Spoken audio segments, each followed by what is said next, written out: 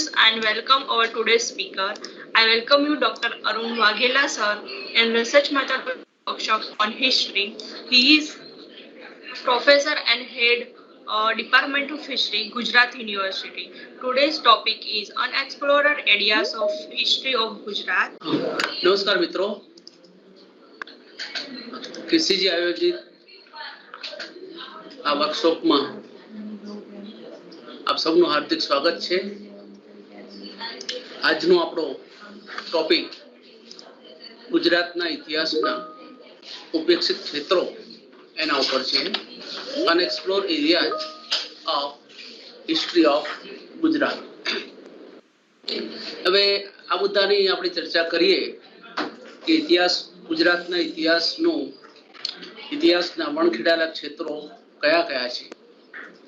એ પહેલા દરેક વસ્તુ આજે સાપેક્ષ રીતે જોવા માટેની પદ્ધતિ ચાલે છે.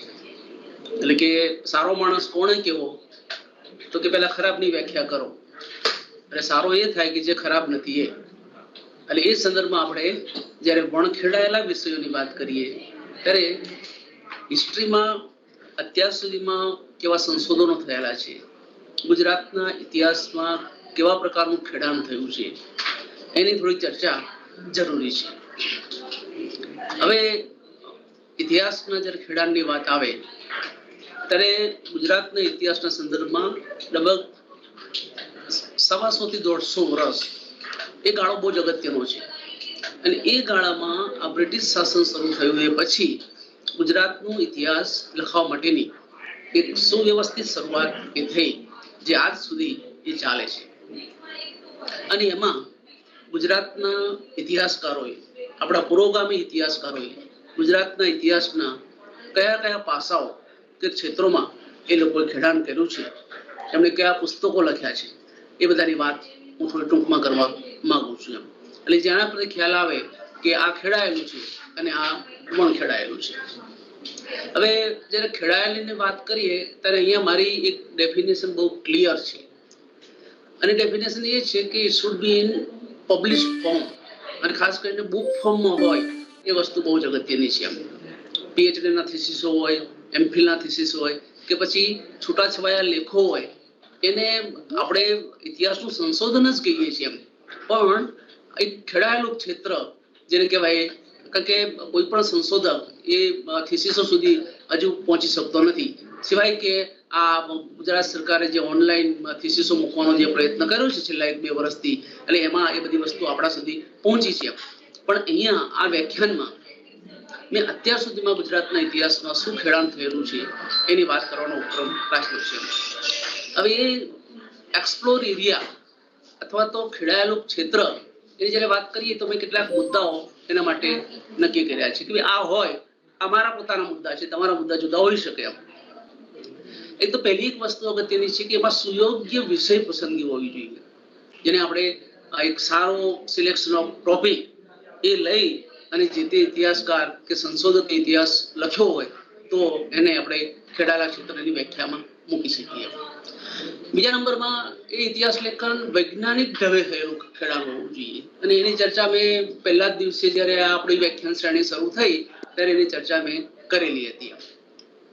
એમાં અગત્યની વસ્તુ એ છે કે એનો માહિતી સાધનો અથવા સોર્સ મટીરિયલ જે છે એનો વ્યાપ બહુ જ વિસ્તૃત હોવો જોઈએ. એ સોર્સ મટીરિયલ જે છે એ ઓથેન્ટિક હોવું જોઈએ, એ ક્રેડિબલ હોવું જોઈએ, અને સૌથી અગત્યની વસ્તુ છે કે જે ઇતિહાસમાં આજે લાઈવ લાઇટમાં છે, અને એ છે એનું ઇન્ટરપ્રિટેશન. એટલે authenticity of data, credibility of data અને ઇન્ટરપ્રિટેશન ઓફ ડેટા એ જે તે પુસ્તકમાં શ્રદ્ધેય રીતે મૂકવામાં આવે ત્યારે આપણે એમ કહીએ કે આ ક્ષેત્ર અથવા આ જે વાત છે, આ વિષય એ ખેડાયેલો છે. એનાથી આગળ વધીને આપણે એક બીજી વાત એ કરીએ કે સંશોધનને અંતે કેટલાક નક્કર તારણો નીકળતા હોય. એમાંથી જે પણ કોઈ પુસ્તક હોય એ પુસ્તકમાં છેલ્લે કંઈક તારણો નીકળતા હોય. કારણ કે આમાં તો મૂળ શું છે કે નવનીત તારવવા માટેની વાત છે. ઇતિહાસનું સંશોધન એ એક વલોણા જેવું છે, એમ કે વલોણું કરતા કરતા એમાંથી આપણે નવનીત તારવવાનું છે. એટલે આ સંશોધકો જે છે કંઈક તારણો આપે છે એમના ગ્રંથો, એટલે એ બહુ જ મહત્વનો મુદ્દો છે. એની સાથે સાથે અનુગામી સંશોધનોની દિશા ખોલતા હોય તેવા ગ્રંથો એ પણ મારા ખેડાયેલા ક્ષેત્રોની વ્યાખ્યામાં આવે છે. હવે અનુગામી સંશોધનો એટલે કે એક માણસે દાખલા તરીકે સૌરાષ્ટ્રનો ઇતિહાસ લખ્યો તો સૌરાષ્ટ્રના ઇતિહાસમાંથી જુનાગઢના ઇતિહાસનું ક્ષેત્ર ખુલતું હોવું જોઈએ. જુનાગઢનો ઇતિહાસ કોઈ લખે તો એમાંથી ગિરનારના ઇતિહાસનું ક્ષેત્ર ખુલતું હોવું જોઈએ અને એમાંથી એ રીતે તાલુકા કે ગામડાઓ છે કે પછી સામાજિક કે રાજકીય કે સાંસ્કૃતિક આ પ્રકારના ઇતિહાસના ક્ષેત્રો છે એ ખુલતા હોવા જોઈએ. એટલે આ એક ઓપન ફિલ્ડ છે. આજે આપણે ગુજરાતમાં ઘણા લોકો એમ પણ કહે છે કે અમે આ સંશોધન કર્યું છે એટલે હવે પછી આમાં બીજો કોઈ હાથ ન નાખી શકે. હવે આ એક આત્યંતિક સ્ટેટમેન્ટ છે કે કોઈ પણ સંશોધન જે હોય છે એ ભલે નબળું સંશોધન હોય પણ તેમ છતાં એક અનુગામી અથવા તો એક નવા સંશોધનનું ક્ષેત્ર ખુલતું હોય છે. આપણે ત્યાં દુર્ગાશંકર શાસ્ત્રીએ મધ્યકાલીન ગુજરાતનો રાજપૂત ઇતિહાસ લખ્યો ત્યારે કોઈકના વાઘેલાઓનો ઇતિહાસ લખવાની ઈચ્છા થઈ, કોઈને સોલંકીઓનો ઇતિહાસ લખવાની ઈચ્છા થઈ, કોઈને સોલંકી સમયનો સામાજિક ઇતિહાસ લખવાની ઈચ્છા થઈ, કોઈને સોલંકી સમયનો સાંસ્કૃતિક ઇતિહાસ લખવાની ઈચ્છા થઈ. તો આ એ રીતે એક સંશોધન એ બીજા સંશોધનની દિશા ખોલતું હોય છે. અને સૌથી અગત્યની વસ્તુ છે કે આદર્શ લેખન સુગ્રથિત ફોર્મમાં અને ગ્રંથ સ્વરૂપમાં હોય એવી મારી એક અપેક્ષા રહે છે. એટલે આટલા મુદ્દા તમે કહો કે વિષય પસંદગી સારી હોવી જોઈએ, એ વૈજ્ઞાનિક ઢબે એનું ખેડાણ થયું હોવું જોઈએ, એ જે સંશોધન છે એ ચોક્કસ પ્રકારના તારણો આપતું હોય, અનુગામી સંશોધનોની દિશા ખોલતું હોય અને સુગ્રથિત ફોર્મમાં એ લેખન થયું હોય ત્યારે આપણે એમ કહી શકીએ કે આવું લેખન એ ગુજરાતના ઇતિહાસનું એક ખેડાયેલું ક્ષેત્ર છે. એટલે મારો બીજો મુદ્દો એના પછી આવે છે કે ગુજરાતના ઇતિહાસ લેખનના કેટલાક આદર્શ નમૂના જે મેં ઉપર વ્યાખ્યા નક્કી કરી કે આ ગુજરાતના ઇતિહાસના ખેડાયેલા ક્ષેત્રો છે તો એમાં કેટલાક જે નમૂનાઓ છે એ હું તમારી સામે રજૂ કરું છું કે ભાઈ આને આપણે એમ કહી શકીએ કે ભાઈ આ એક આઈડિયલ રિસર્ચ એક આદર્શ સંશોધન એ આ છે. એમાં આપણે ત્યાં ગુજરાતમાં પ્રાદેશિક ઇતિહાસ લેખન એટલે કે રિજનલ હિસ્ટોરિયોગ્રાફી એનો પાયો કોઈ નાખ્યો હોય તો એ ભગવાનલાલ ઇન્દ્રજી અને બીજા દુર્ગાશંકર શાસ્ત્રી છે. ભગવાનલાલ ઇન્દ્રજી સીધું તો આપણે જો પહોંચ્યા નથી કારણ કે એક બહુ વિશાળ પૈમાન ઉપર કામ કરનારા એક ઇતિહાસકાર અને પુરાતત્વ શાસ્ત્રી હતા, પણ દુર્ગાશંકર શાસ્ત્રીથી આપણે સારી રીતે પરિચિત છીએ અને એમણે મધ્યકાલીન ગુજરાતનો રાજપૂત ઇતિહાસ એ નામે 2 ભાગમાં એમણે પુસ્તક લખ્યું છે. અને શિલાલેખો, હસ્તપ્રતો અને એ જમાનાના જે પણ કઈ દસ્તાવેજો ઉપલબ્ધ હતા એ ઉપલબ્ધ દસ્તાવેજોના આધારે દુર્ગાશંકર શાસ્ત્રીએ આ મધ્યકાલીન ગુજરાતનો રાજપૂત ઇતિહાસ એ એમણે 2 ભાગમાં ગુજરાતને સંપડાયો છે. એ જ રીતે એમનું એક ઐતિહાસિક સંશોધન નામનું એક પુસ્તક છે, બહુ દળદાર પુસ્તક છે કે જેમાં દુર્ગાશંકર શાસ્ત્રીએ પોતાના લાઈફ કાળ દરમિયાન એમણે જે લેખો લખેલા છે એ લેખોનો એક સંચય, એક સંકલન એ પુસ્તકમાં એમણે મૂકેલું છે અને એ પણ એટલું જ અગત્યનું છે.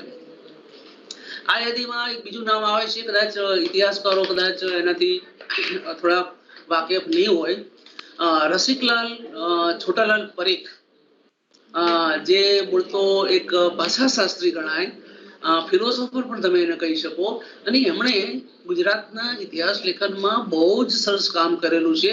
અને ખાસ કરીને આ એક પુસ્તક ઇતિહાસ સ્વરૂપ અને પદ્ધતિ એ પુસ્તક અમારી ગુજરાત યુનિવર્સિટી એમણે 1966 કે 67ના વર્ષમાં એક વ્યાખ્યાન શ્રેણી આયોજન કરેલું અને એ વ્યાખ્યાન શ્રેણીમાં રસિકભાઈએ જે 5 વ્યાખ્યાનો આપ્યા એ 5 વ્યાખ્યાનોનો સંચય એ આ ઇતિહાસ સ્વરૂપ અને પદ્ધતિ નામનું પુસ્તક છે. અને મને એમ લાગે છે કે ગુજરાતમાં હિસ્ટોરિકલ મેથડના સંદર્ભમાં આના કરતા સારું પુસ્તક બીજું કોઈ ન હોઈ શકે.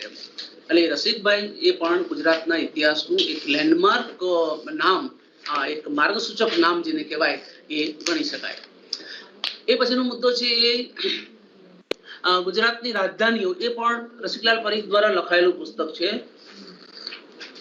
અને એમણે પ્રાચીન કાળથી લઈ અને હમણાં સુધી, ખાસ કરીને મરાઠા સમય સુધી ગુજરાતની જે રાજધાનીઓ હતી એના વિશે જે વ્યાખ્યાનો આપેલા એ વ્યાખ્યાનોનું આ એક પુસ્તક છે, ગુજરાતની રાજધાનીઓ.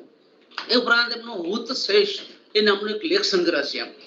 કેટલા લોકો એને જોયો હશે મને ખબર નથી, પણ એ હુત શેષ જે રસિકભાઈનું જે લેખ સંગ્રહ છે એમાં ઘણા બધા જે લેખો છે એ ઇતિહાસ આધારિત છે.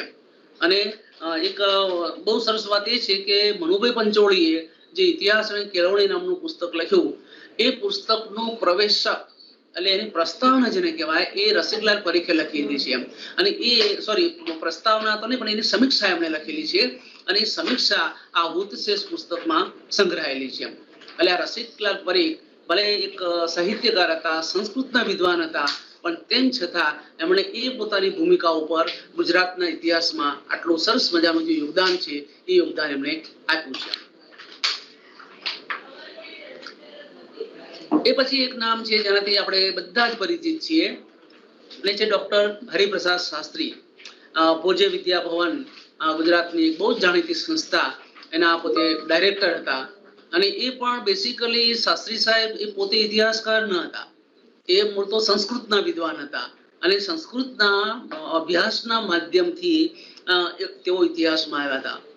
અને એમણે ગુજરાતના ઇતિહાસને જે યોગદાન આપ્યું છે એ યોગદાનમાં બે ત્રણ મુદ્દાઓ ખાસ યાદ રાખવા જેવા છે. તો મૈત્રકાલીન ગુજરાત ભાગ 1 અને 2 આપણે જાણીએ છીએ કે લગભગ 4મી સદીનો ઉત્તરાર્ધ અને 8મી સદીનો ઉત્તરાર્ધ એ વચ્ચેનો આખો જે ગાળો છે ગુજરાતમાં વલ્લભી અને મૈત્રકાલીન ગુજરાત તરીકે ઓળખાય છે.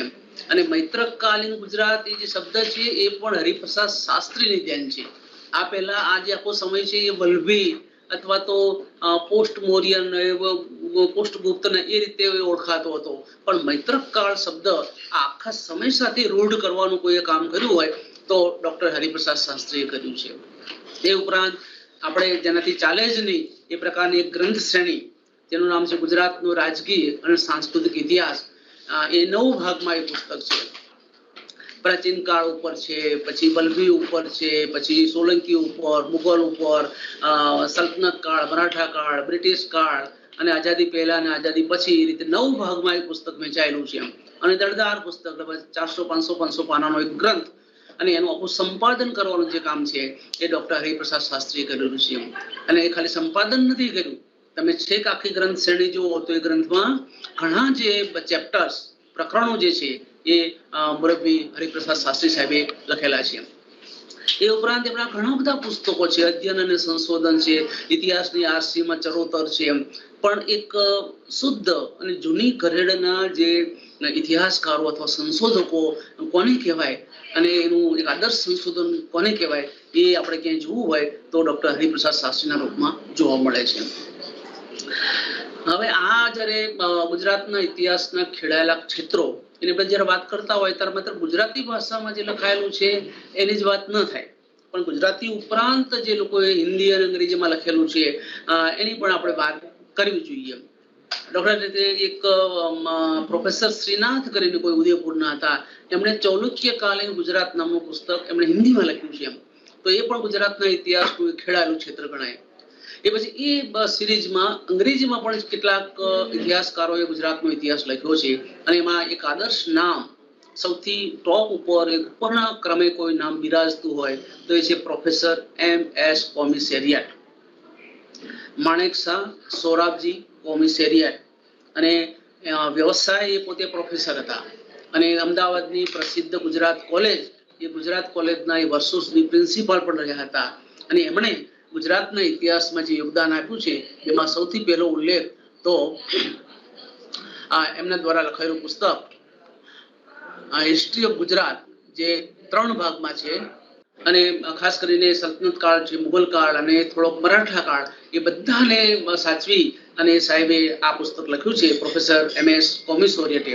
અને એ પુસ્તકની મજા એ છે કે અત્યાર સુધીમાં ગુજરાતના જે ઇતિહાસકારો હતા એ મોટેભાગે આખો આપણો ઇતિહાસ લખવા માટે શિલાલેખો છે, સિક્કાઓ છે, હસ્તપ્રતો છે, એ બધા ઉપર ડિપેન્ડ હતા. પણ M.S. કોમિસેરિયાટનો જે આખો ઇતિહાસ લખાયો છે એ ઇતિહાસમાં એમણે પોર્ટુગીઝ ભાષામાં જે ગ્રંથો લખાયા, જે દસ્તાવેજો હતા એ દસ્તાવેજોનો એમણે ઉપયોગ કર્યો છે. અને અરબી છે, ફારસી છે, એ બધા પુસ્તકો તો ખરા જ, એ બધા દસ્તાવેજો તો ખરા જ. એટલે એક વેલ રિસર્ચ જેને કહેવાય એ વેલ રિસર્ચ આ આખી ગ્રંથ શ્રેણી છે history of Gujarat volume 1, 2 and 3. અને 3 ભાગમાં એમણે બહુ સરસ રીતે આ ગુજરાતનો ઇતિહાસ આપ્યો છે. અને બહુ દળદાર પુસ્તક છે. લગભગ 600 થી 700 પાનામાં એટલે 2000 કરતા વધારે પાનામાં એમણે આ હિસ્ટ્રી ઓફ ગુજરાત એમણે આલેખ્યું છે. એમનું જે બીજું પુસ્તક છે studies in history of Gujarat, એ મૂળ તો મુંબઈ યુનિવર્સિટીમાં સાહેબે કંઈ ભાષણો આપેલા, MS કોમિસોરેટ સાહેબે. એટલે studies in history of Gujarat એનું એક સંકલન છે કે એ જે 5 વ્યાખ્યાનો એમણે આપ્યા હતા અને 5 વ્યાખ્યાનોનો એક વિષય એને કોમન રાખીને હિસ્ટ્રી ઓફ ગુજરાત ઉપર રાખેલો અને એના આધારે આ પુસ્તક તૈયાર થયું છે, studies in history of Gujarat. એ પછી એક બહુ જ અગત્યની વસ્તુ છે, મને લાગે છે ગુજરાતના ઇતિહાસમાં આવા જે કામો છે બહુ ઓછા લોકોએ કર્યા છે, અને છે મેન્ડેલ્સલોઝ ટ્રાવેલ ઇન વેસ્ટર્ન ઇન્ડિયા. મેન્ડેલ્સલો એ જર્મનીનો એક મુસાફર હતો અને એ ઈસવીસન 1638ની સાલમાં હિન્દુસ્તાનની મુલાકાતે આવ્યો હતો અને હિન્દુસ્તાનની સાથે સાથે ખંભાત છે, અમદાવાદના બધે ફરેલો એમ, અને એને પછી પોતાની નોંધો તૈયાર કરી હતી. એના આધારે મેન્ડેલ્સલો ટ્રાવેલ્સ ઇન વેસ્ટર્ન ઇન્ડિયા નામનું પુસ્તક તૈયાર થયું હતું અને બીજા સંદર્ભોને ઉમેરી અને પ્રોફેસર MS કોમિસોરેટે Mandelslo's travels in western India આ નામનું પુસ્તક એમણે લખેલું હતું. વિદેશીઓ કેવી રીતે ભારતને જોતા હતા, ગુજરાતને જોતા હતા, એનું બેસ્ટ એક્ઝામ્પલ તમારે જોવું હોય તો આ મેન્ડેલ્સલોઝ ટ્રાવેલ્સ ઇન વેસ્ટર્ન ઇન્ડિયા છે. એમાં એમણે ખંભાતમાં સતી પ્રથાનો એક દાખલો આપ્યો છે. હવે એની ચર્ચા મારે વધારે કરવી નથી, પણ કેટલી માઇન્યુટલી બારીકાઈથી વિદેશીઓ ગુજરાતના સમાજને જોતા હતા એનું ઉદાહરણ આ પુસ્તકમાંથી આપણને પ્રાપ્ત થાય છે. એટલે પ્રોફેસર MS કોમિસોરેટ એ પણ ગુજરાતના ઇતિહાસના ખેડાણ કરનારા એક બહુ જ મહત્વના ઇતિહાસકાર છે. આપણે કદાચ TYBA ના ઇતિહાસના અભ્યાસક્રમમાં પણ હિસ્ટોરિકલ મેથડમાં MS કોમિસોરેટના યોગદાન વિશે આપણે ચર્ચા કરીએ છીએ. એ પછી એક બીજું નામ આવે છે અને અંગ્રેજીમાં હોવાથી લોકો બહુ એના વિશે જાણતા નથી, અને એ છે પ્રોફેસર SC મિશ્રા, સતીશચંદ્ર મિશ્રા. વ્યવસાય પોતે વડોદરાની MS યુનિવર્સિટીમાં એ પ્રોફેસર અને હેડ ઓફ ધ ડિપાર્ટમેન્ટ હતા અને વર્ષો સુધી ત્યાં રહ્યા. એ ઉપરાંત એનું બીજું ઉજળું જે પાસું છે, એ ઉજળું પાસું એ ઓલ ઇન્ડિયા હિસ્ટ્રી કોંગ્રેસ એનો મિડાઇવલ ઇન્ડિયન હિસ્ટ્રીનું જે સેક્શન આવે છે ઓલ ઇન્ડિયા હિસ્ટ્રી કોંગ્રેસનું, એના પોતે પ્રેસિડેન્ટ હતા. એટલે તમે સમજી શકો છો કે કેટલી હાઈટ ઉપર જઈ અને એમનું જે સંશોધન છે એ ગુજરાત અને ભારતે સ્વીકાર્યું છે. એમના 2 પુસ્તકો બહુ જ અગત્યના છે. એક rise of Muslim power in India, sorry Gujarat, અને જરા સ્પેલિંગ મિસ્ટેક થઈ છે, rise of Muslim power in Gujarat. એટલે ખાસ કરીને કેવી રીતે મુસ્લિમ પાવર ગુજરાતમાં ઉદય પામે છે અને એનો વિકાસ થાય છે એની વાત એમણે આ પુસ્તકમાં કરી છે. અને એ જ રીતે મુસ્લિમ કોમ્યુનિટીઝ ઓફ ગુજરાત, કે ગુજરાતમાં મુસ્લિમ કોમ્યુનિટીઝ અને એનું સામાજિક બંધારણ, એનો ઇતિહાસ, આ બધું કેવા પ્રકારનું છે. એનું નાની ચોપડીઓ છે, બહુ 200-250 પાનાની ચોપડીઓ છે, પણ એનાથી કઈ મહત્વ ઓછું થતું નથી એમ. અને આપણે બહુ વસ્તુ સ્પષ્ટ રીતે સમજી લેવાની જરૂર છે કે જાડી ચોપડી હોય એનું મહત્વ વધારે અને પાતળી ચોપડી હોય તેનું મહત્વ ઓછું. તો એ ખ્યાલમાંથી વહેલી તકે બહાર નીકળવાની આપણે જરૂર છે. એ પછી એક બહુ જ અગત્યનું નામ આવે છે ડોક્ટર RK ધારિયા, રમણલાલ કકલભાઈ ધારિયા. વ્યવસાય ગુજરાત યુનિવર્સિટીમાં એ પોતે પ્રોફેસર હતા અને અમારો ઇતિહાસ વિભાગ છે એના સ્થાપક અધ્યક્ષ 1964માં ધારિયા સાહેબ જોડાયા હતા અને 1979 એટલે લગભગ અંદાજે 15 વર્ષ સુધી એ ગુજરાત યુનિવર્સિટીના ઇતિહાસ વિભાગનું નેતૃત્વ કરતા હતા. એમણે ઘણા બધા પાઠ્યપુસ્તકો ને બધું લખેલું, પણ એક આ જે મેં ફ્રેમ બનાવી છે કે ગુજરાતના ઇતિહાસના ખેડાયેલા ક્ષેત્રો, એમાં ડોક્ટર RK ધારિયાનું પ્રદાન જોવું હોય તો એ આ પુસ્તક છે, ગુજરાત ઇન 1857. એક વેલ રિસર્ચ પુસ્તક છે, નાનું પુસ્તક છે, કદાચ 150 થી 200 પાનાનું પુસ્તક હશે, પણ એ પુસ્તકમાં એમણે 1857ની આજુબાજુના જે દસ્તાવેજો છે, જે અહેવાલો છે, એ બધાની મદદ લઈ અને આ પુસ્તક એમણે લખેલું છે. એટલે ગુજરાત ઇન 1857 એ ગુજરાતના ઇતિહાસનું એક મહત્વપૂર્ણ ખેડાણ છે અને ડોક્ટર RK ધારિયાનું એક બહુ જ મહત્વનું પ્રદાન છે. એ પછી એક નામ કે જેના વગર ગુજરાતનો ઇતિહાસ લેખનની વાત ન થઈ શકે, અને એ અમારા પ્રોફેસર મકરંદ મહેતા. એ પણ ગુજરાત યુનિવર્સિટીમાં પ્રોફેસર અને અધ્યક્ષ હતા. લગભગ 1979માં મકરંદ મહેતા સાહેબ અહીંયા ગુજરાત યુનિવર્સિટીના પ્રોફેસર તરીકે જોડાયા હતા અને MS માં ભણ્યા, પછી ત્યાં પેન્સિલ્વેનિયા યુનિવર્સિટીમાં ભણ્યા, દિલ્હીમાં પણ ભણ્યા અને એ રીતે એક આંતરરાષ્ટ્રીય કક્ષાનું નામ જેને કહેવાય ગુજરાતના ઇતિહાસ લેખનનું, એ પ્રોફેસર મકરંદ મહેતા આજે લગભગ 88 વર્ષની ઉંમરે રોજનો 5-6 કલાક કામ કરી અને ગુજરાતના ઇતિહાસમાં શું યોગદાન કરી શકાય એ માટે સતત ચિંતિત રહેનાર આ ઇતિહાસકાર એટલે પ્રોફેસર મકરંદ મહેતા. એમના ઘણા બધા પુસ્તકો છે. Genesis and growth of Ahmedabad cotton textile industries, એટલે અમદાવાદનો જે મિલ ઉદ્યોગ છે એ મિલ ઉદ્યોગનો ઉદય અને વિકાસ કેવી રીતે થયો તો એ જાણવાનો અને એ આલેખવાનો પ્રયત્ન એમણે આ પુસ્તકમાં કર્યો છે. કે જ્યારે આપણે માત્ર રાજકીય ઇતિહાસની વાત કરતા હતા કે થોડે ઘણા અંશે ધાર્મિક ઇતિહાસ કે સામાજિક ઇતિહાસની વાત કરતા હતા, ત્યારે એમણે ગુજરાતના ઇતિહાસ લેખનનું આર્થિક પાસું ઉઘાડવાનું જે કામ છે એ પ્રોફેસર મકરંદ મહેતાએ કર્યું છે. અને આ બહુ જ મહત્વનું પુસ્તક છે. નેશનલ અને ઇન્ટરનેશનલ કક્ષાએ એપ્રિશિએટ થયેલું આ પુસ્તક છે, genesis and growth of Ahmedabad cotton textile industries. એ ઉપરાંત એમના અહીંયા ગુજરાત યુનિવર્સિટીમાં એ હતા ત્યારે એ ઘણા સેમિનારો પણ કર્યા હતા. પછી સેમિનારો કરી અને ચર્ચાઓ બધી હવામાં લટકતી રહે એને બદલે એને ગ્રંથસ્થ સ્વરૂપ આપવા માટેનું કામ છે એ મહેતા સાહેબે કરેલું હતું. અને આ બહુ જ અગત્યની વસ્તુ છે. આવો જે ઉપક્રમ છે એ પ્રોફેસર બીજી કોરાટ સાહેબે ભાવનગર યુનિવર્સિટીમાં શરૂ કરેલો હતો કે તેઓ પણ ત્યાં સેમિનાર કરતા હતા અને પછી એના પુસ્તકો પણ બહાર પાડતા હતા. પણ અહીંયા મકરંદ મહેતા સાહેબે જે કામ કરેલું છે એમાં 2 પુસ્તકો બહુ જ અગત્યના છે જે ગુજરાત યુનિવર્સિટીના ઇતિહાસ વિભાગના ઉપક્રમે થયેલા સેમિનારોનું ગ્રંથસ્થ સ્વરૂપ છે. એક છે રિજનલ રૂટ્સ ઓફ ઇન્ડિયન નેશનાલિઝમ, એટલે ભારતીય ઇતિહાસના પ્રાદેશિક જેને મૂલ્યો કહેવાય, પાયા, એ શું હતો? Regional roots of Indian nationalism. એ એક બહુ સરસ પુસ્તક એ એમના દ્વારા સંપાદિત થયેલું છે. એ પછી એ જ રીતે એમણે 1988ની સાલમાં અર્બનાઇઝેશન ઇન વેસ્ટર્ન ઇન્ડિયા એ નામથી એક સેમિનાર કરેલો અને એનું પુસ્તક પણ થયું છે, અર્બનાઇઝેશન ઇન વેસ્ટર્ન ઇન્ડિયા. અને એ પુસ્તક બધાએ જોવા જેવું છે, ખાસ કરીને જે લોકો ખંભાત છે, સુરત છે કે કચ્છ ઉપર જે સંશોધન કરતા હોય એવા લોકો માટે આ પુસ્તક ઘણું અગત્યનું છે.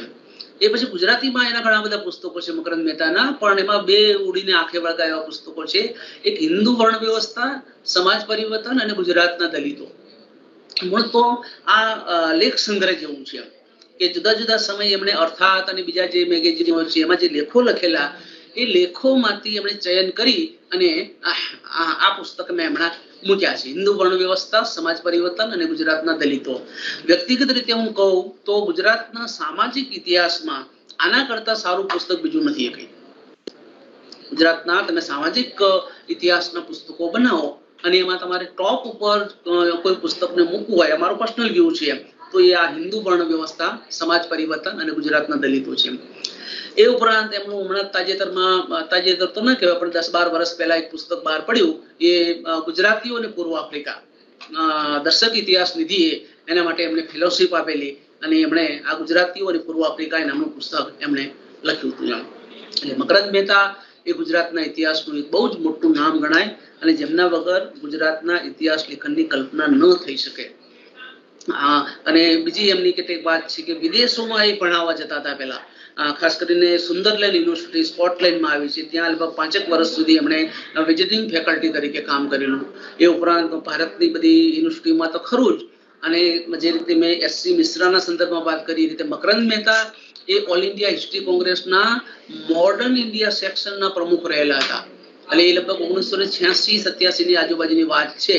એટલે આજથી 30-35 વર્ષ પહેલા એ ઓલ ઇન્ડિયા હિસ્ટ્રી કોંગ્રેસના મોડર્ન ઇન્ડિયા સેક્શનના પ્રમુખ હતા. એટલે આ મને એમ લાગે છે કે એક ગ્લોરિયસ બાબત, એક ગૌરવશાળી બાબત ગુજરાતના ઇતિહાસકારો અને ગુજરાતના ઇતિહાસ જગત માટે છે.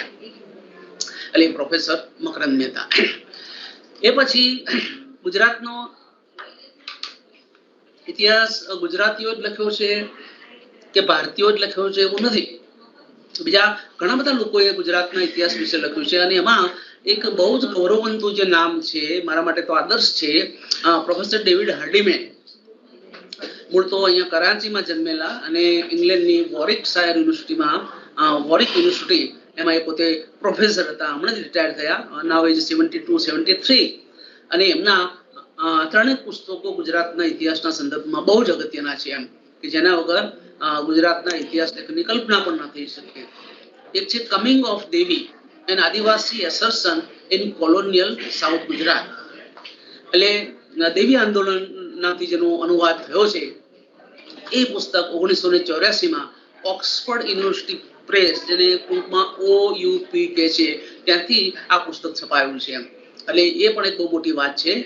એમનું બીજું જે પુસ્તક છે ફીડિંગ ધ બનિયા, એ ખાસ કરીને પશ્ચિમ ભારતના જે આદિવાસીઓ છે એને કેન્દ્રમાં રાખી અને એમણે આ પુસ્તક લખેલું છે. અને ખાસ કરીને એક્સપ્લોઇટેશનનો જે ઇતિહાસ છે એ ઇતિહાસ એમણે અહીંયા લખવાનો પ્રયત્ન કર્યો છે. હમણાં જ લગભગ 2010 કે 11માં એમનું જે પુસ્તક આવ્યું છેલ્લું, એ Gandhi his times and ours, એ પુસ્તક પણ ગાંધી અને ખાસ કરીને ગુજરાત અને આદિવાસીઓના સંદર્ભમાં બહુ જ અગત્યનું છે. એટલે અત્યારે ઘણા બધા મિત્રો પોતે આદિવાસી ઇતિહાસને લઈ અને પોતાના PhD કે MPhil કરતા હોય છે અથવા તો બીજું કંઈ કામ કરતા હોય છે, તો એમના માટે પ્રોફેસર ડેવિડ હાર્ટીમેન એના વગર ચાલે એમ નથી. અને આ બે જે પુસ્તકો ઉપરના છે, તો કમિંગ ઓફ દેવી અને બીજું ફીડિંગ ધ બનિયા, એ બંનેનો ગુજરાતીમાં અનુવાદ થયો છે. કમિંગ ઓફ દેવીનો દેવી આંદોલન અને ફીડિંગ ધ બનિયા એ પશ્ચિમ ભારતમાં ધીરધાર અને શોષણ એ નામથી દર્શક ઇતિહાસ નિધિએ એનો અનુવાદ કરાયો છે. અને રંગદ્વાર પ્રકાશનમાં એ પુસ્તક તમે પ્રાપ્ત કરી શકો, યુનિવર્સિટી પ્લાઝા, ગુજરાત યુનિવર્સિટી. એટલે એ ડેવિડ હાર્ટીમેન એ બહુ જ અગત્યનું નામ એના સંદર્ભમાં છે. અને સ્કાય ઇઝ ધ લિમિટ, હમણાં છેલ્લે લગભગ મિશનરી એન્ડ ધેર મેડિસિન્સ એ નામનું પણ એમણે પુસ્તક લખેલું છે. અને સતત લખનારા, સતત સંશોધન કરનારા અને ઇનડેપ્થ સંશોધન કરનારા ઇતિહાસકાર છે. હું ખેડાયેલું ક્ષેત્ર એટલા માટે એને કહું છું કે આ ઇતિહાસકાર માટે સોર્સિસ એટલે સ્કાય ઇઝ ધ લિમિટ છે. અને માત્ર લખાયેલા પેલા નહીં, પણ ઓરલ જે સ્ટડીઝ છે એનું પણ એક બેસ્ટ એક્ઝામ્પલ, એક નમૂનો એ પ્રોફેસર ડેવિડ હાર્ટીમેનનું છે. કે પોતાનું સંશોધન માટે ગમે તેટલા ડોક્યુમેન્ટ્સ મળે, લેખિત દસ્તાવેજો મળે, પણ તેમ છતાં એનો ઓરલ સાથે તાલમેલ સાધવાનું કામ એ ડેવિડ હાર્ટીમેન કરતા હોય છે. આ સિરીઝમાં આ આખી ઇતિહાસના, ગુજરાતના ઇતિહાસના ખેડાયેલા ક્ષેત્રો, એમાં એક બીજું આદરપાત્ર નામ છે ડોક્ટર જયકુમાર શુક્લ. વ્યવસાય પણ પોતે પ્રોફેસર હતા. વર્ષો સુધી એને ગુજરાતની જાણીતી કોલેજ HK કોલેજમાં એમણે ઇતિહાસ ભણાયો. અને આજે હવે હમણાં આપણે બધા જાણીએ છીએ પ્રમાણે કે હિન્દ છોડો આંદોલનને 75 વર્ષ પૂરા થાય છે, ત્યારે હિન્દ છોડો આંદોલનને લોકો યાદ કરશે, એની સાથે સાથે ડોક્ટર જયકુમાર શુક્લને પણ યાદ કરશે. કારણ કે હિન્દ છોડો આંદોલન વિશે તો એમના ઘણા પુસ્તકો છે. હિન્દ છોડો ગુજરાતમાં, હિન્દ છોડો અમદાવાદમાં, એ રીતે અને ઘણા બધા લેખો પણ એમણે લખેલા છે. પુસ્તક નાનું છે એમ, પણ મેં અગાઉ વાત કરી પ્રમાણે કે પુસ્તકની સાઈઝ ઉપરથી ઇતિહાસકારનું કદ નથી માપી શકાતું એમ. જાડું પુસ્તક હોય પણ કન્ટેન્ટ વાઇઝ કે રિસર્ચ વાઇઝ એમાં દમ ના હોય તો એવા જાડા પુસ્તકનો કોઈ મતલબ નથી.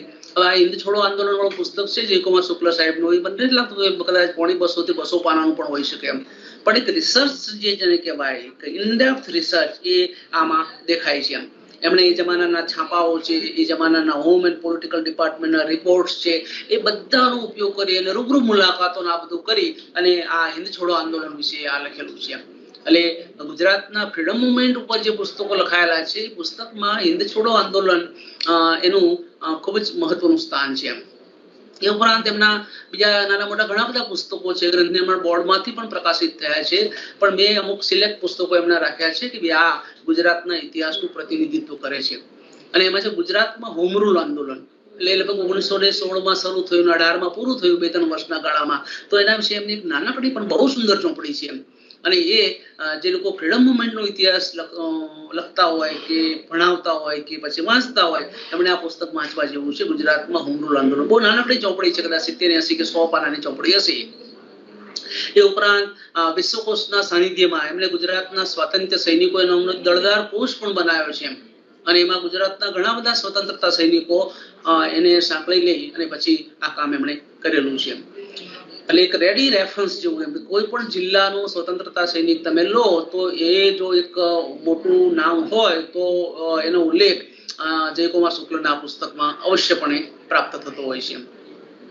એટલે જયકુમાર શુક્લ એ પણ ગુજરાતના ઇતિહાસ લેખનનું જે ખેડાણ કરનારા જે ઇતિહાસકારો છે, એ ઇતિહાસકારોમાં એક બહુ જ જાણીતું નામ છે અને એક કદાવર નામ ગણી શકાય. Once again doctor Shirin Mehta, Gujarat યુનિવર્સિટીના પોતે પ્રોફેસર અને બંને પતિ પત્ની મકરંદ મહેતા અને શ્રીન મહેતા, એમનું એક પુસ્તક, એનો ખાસ ઉલ્લેખ અહીંયા કરવો જેવો છે. અને છે peasantry and nationalism, a case study of Bardoli Satyagraha. અને મૂળ તો દિલ્હીની જવાહરલાલ નહેરુ યુનિવર્સિટી અને બિમલ પ્રસાદ જેવા એક બહુ જ મોટા ઇતિહાસકાર, એ ઇતિહાસકારના માર્ગદર્શનમાં એમણે પીએચડી કરેલું અને પછી આ peasantry and nationalism a case study of Bardoli Satyagraha એ નામથી એ પ્રકાશિત પણ થયું છે. અને બારડોલી સત્યાગ્રહનો ઇતિહાસ જાણવા માટે બહુ જ આધારભૂત પુસ્તક ગણાય છે. પણ કમનસીબ એ છે કે પુસ્તક અંગ્રેજીમાં છે. ગુજરાતીમાં એ પુસ્તક આવે તો મને લાગે છે કે વધારે ને વધારે લોકો એનો લાભ લઈ શકે. મેં શરીનબેનની વ્યક્તિગત રીતે પણ વિનંતી કરી હતી કે તમે અંગ્રેજીમાં તો સારું લખો છો પણ ગુજરાતી પણ એનું કરો તો ગુજરાતના ઇતિહાસના અધ્યાપકોને બહુ સારી રીતે એનો ઉપયોગ કરવા મળે. ગુજરાતના ઇતિહાસમાં એક બીજું નામ છે, એ છે ડોક્ટર આઈજી ઓઝા, ઈશ્વરલાલજી ઓઝા. વિસનગરના નિવાસી છે અને સરકારી કોલેજના પ્રોફેસર.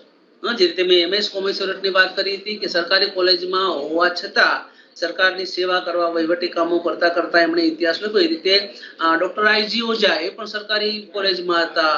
લાલન કોલેજ હોય કે પછી જુનાગઢની બહુદીન કોલેજ કે વિસનગરની એમએન કોલેજ, ત્યાં કામ કરતા કરતા એમણે ઘણા બધા પુસ્તકો ગુજરાતના ઇતિહાસ વિશે લખ્યા છે. અને એમાં ઉડીને આંખે વળગે એવું પુસ્તક એ મિર્ઝા મહારાવ રાયધનજી બીજાના સમયનું કચ્છ, એ ડોક્ટર આઈજી ઓઝાનું પીએચડી નું કામ છે. ડોક્ટર આર કે દારિયાના માર્ગદર્શનમાં એમણે પીએચડી કરેલું અને એ બહુ જ અગત્યનું પુસ્તક છે. અને એક ઘણા બધા નવા તથ્યો એમણે ઉજાગર કર્યા છે. અને એક ઇતિહાસકાર જ્યારે સત્ય અને વાસ્તવિકતાને વળગી રહેતો હોય છે ત્યારે એને કેવા પ્રકારની તકલીફો પડે છે, એના બે દાખલાઓ ગુજરાતમાં બન્યા છે. પ્રોફેસર મકરંદ મહેતા અને second one is doctor I G Oza. એ તમે વ્યક્તિગત રીતે એને મળશો તો ઓઝા સાહેબ બહુ સારી રીતે આ બધી વાતો કરશે. એ ઉપરાંત એમણે ઘણા બધા લેખ સંગ્રહો પણ કર્યા છે. તો એ લેખ સંગ્રહો પણ ગુજરાતના ઇતિહાસમાં ડોક્ટર આઈજી ઓઝાનું ખેડાણ ગણાય. આવું જ એક ગૌરવવંતું જે નામ છે ગુજરાતના ઇતિહાસમાં, એ ડોક્ટર એસવી જાની. વ્યવસાય બોલતો સૌરાષ્ટ્ર યુનિવર્સિટીમાં એ પોતે ઇતિહાસ વિભાગમાં પ્રોફેસર અને હેડ ઓફ ધ ડિપાર્ટમેન્ટ રહ્યા. પછી સૌરાષ્ટ્ર ઇતિહાસ પરિષદના પ્રમુખ પણ હતા. અને ઇન ડેપ્થ કે સતત જે લખનારા, સંશોધન કરનારા જે ઇતિહાસકારો છે, એ ઇતિહાસકારોમાં જાની સાહેબ એ આજે ગુજરાતના અગ્રગણ્ય ઇતિહાસકાર ગણાય છે. એમના ઘણા બધા પુસ્તકો છે પણ એમાં ખાસ જે આપણે ઉડીને આંખે વળગે, જેની નોંધ ગુજરાતના ઇતિહાસમાં એના વગર જેની વાત ન થઈ શકે એવું પુસ્તક છે સૌરાષ્ટ્રનો ઇતિહાસ. આ પુસ્તક બે ભાગમાં છે. મોસ્ટ પ્રોબેબલી પહેલો ભાગ જે છે 1807 થી લઈ અને 1948 સુધી છે, અને બીજો ભાગ એ 1948 થી 1956 સુધીનો છે. એટલે 48 થી 56 એ સૌરાષ્ટ્ર એક જુદું રાજ્ય હતું એમ.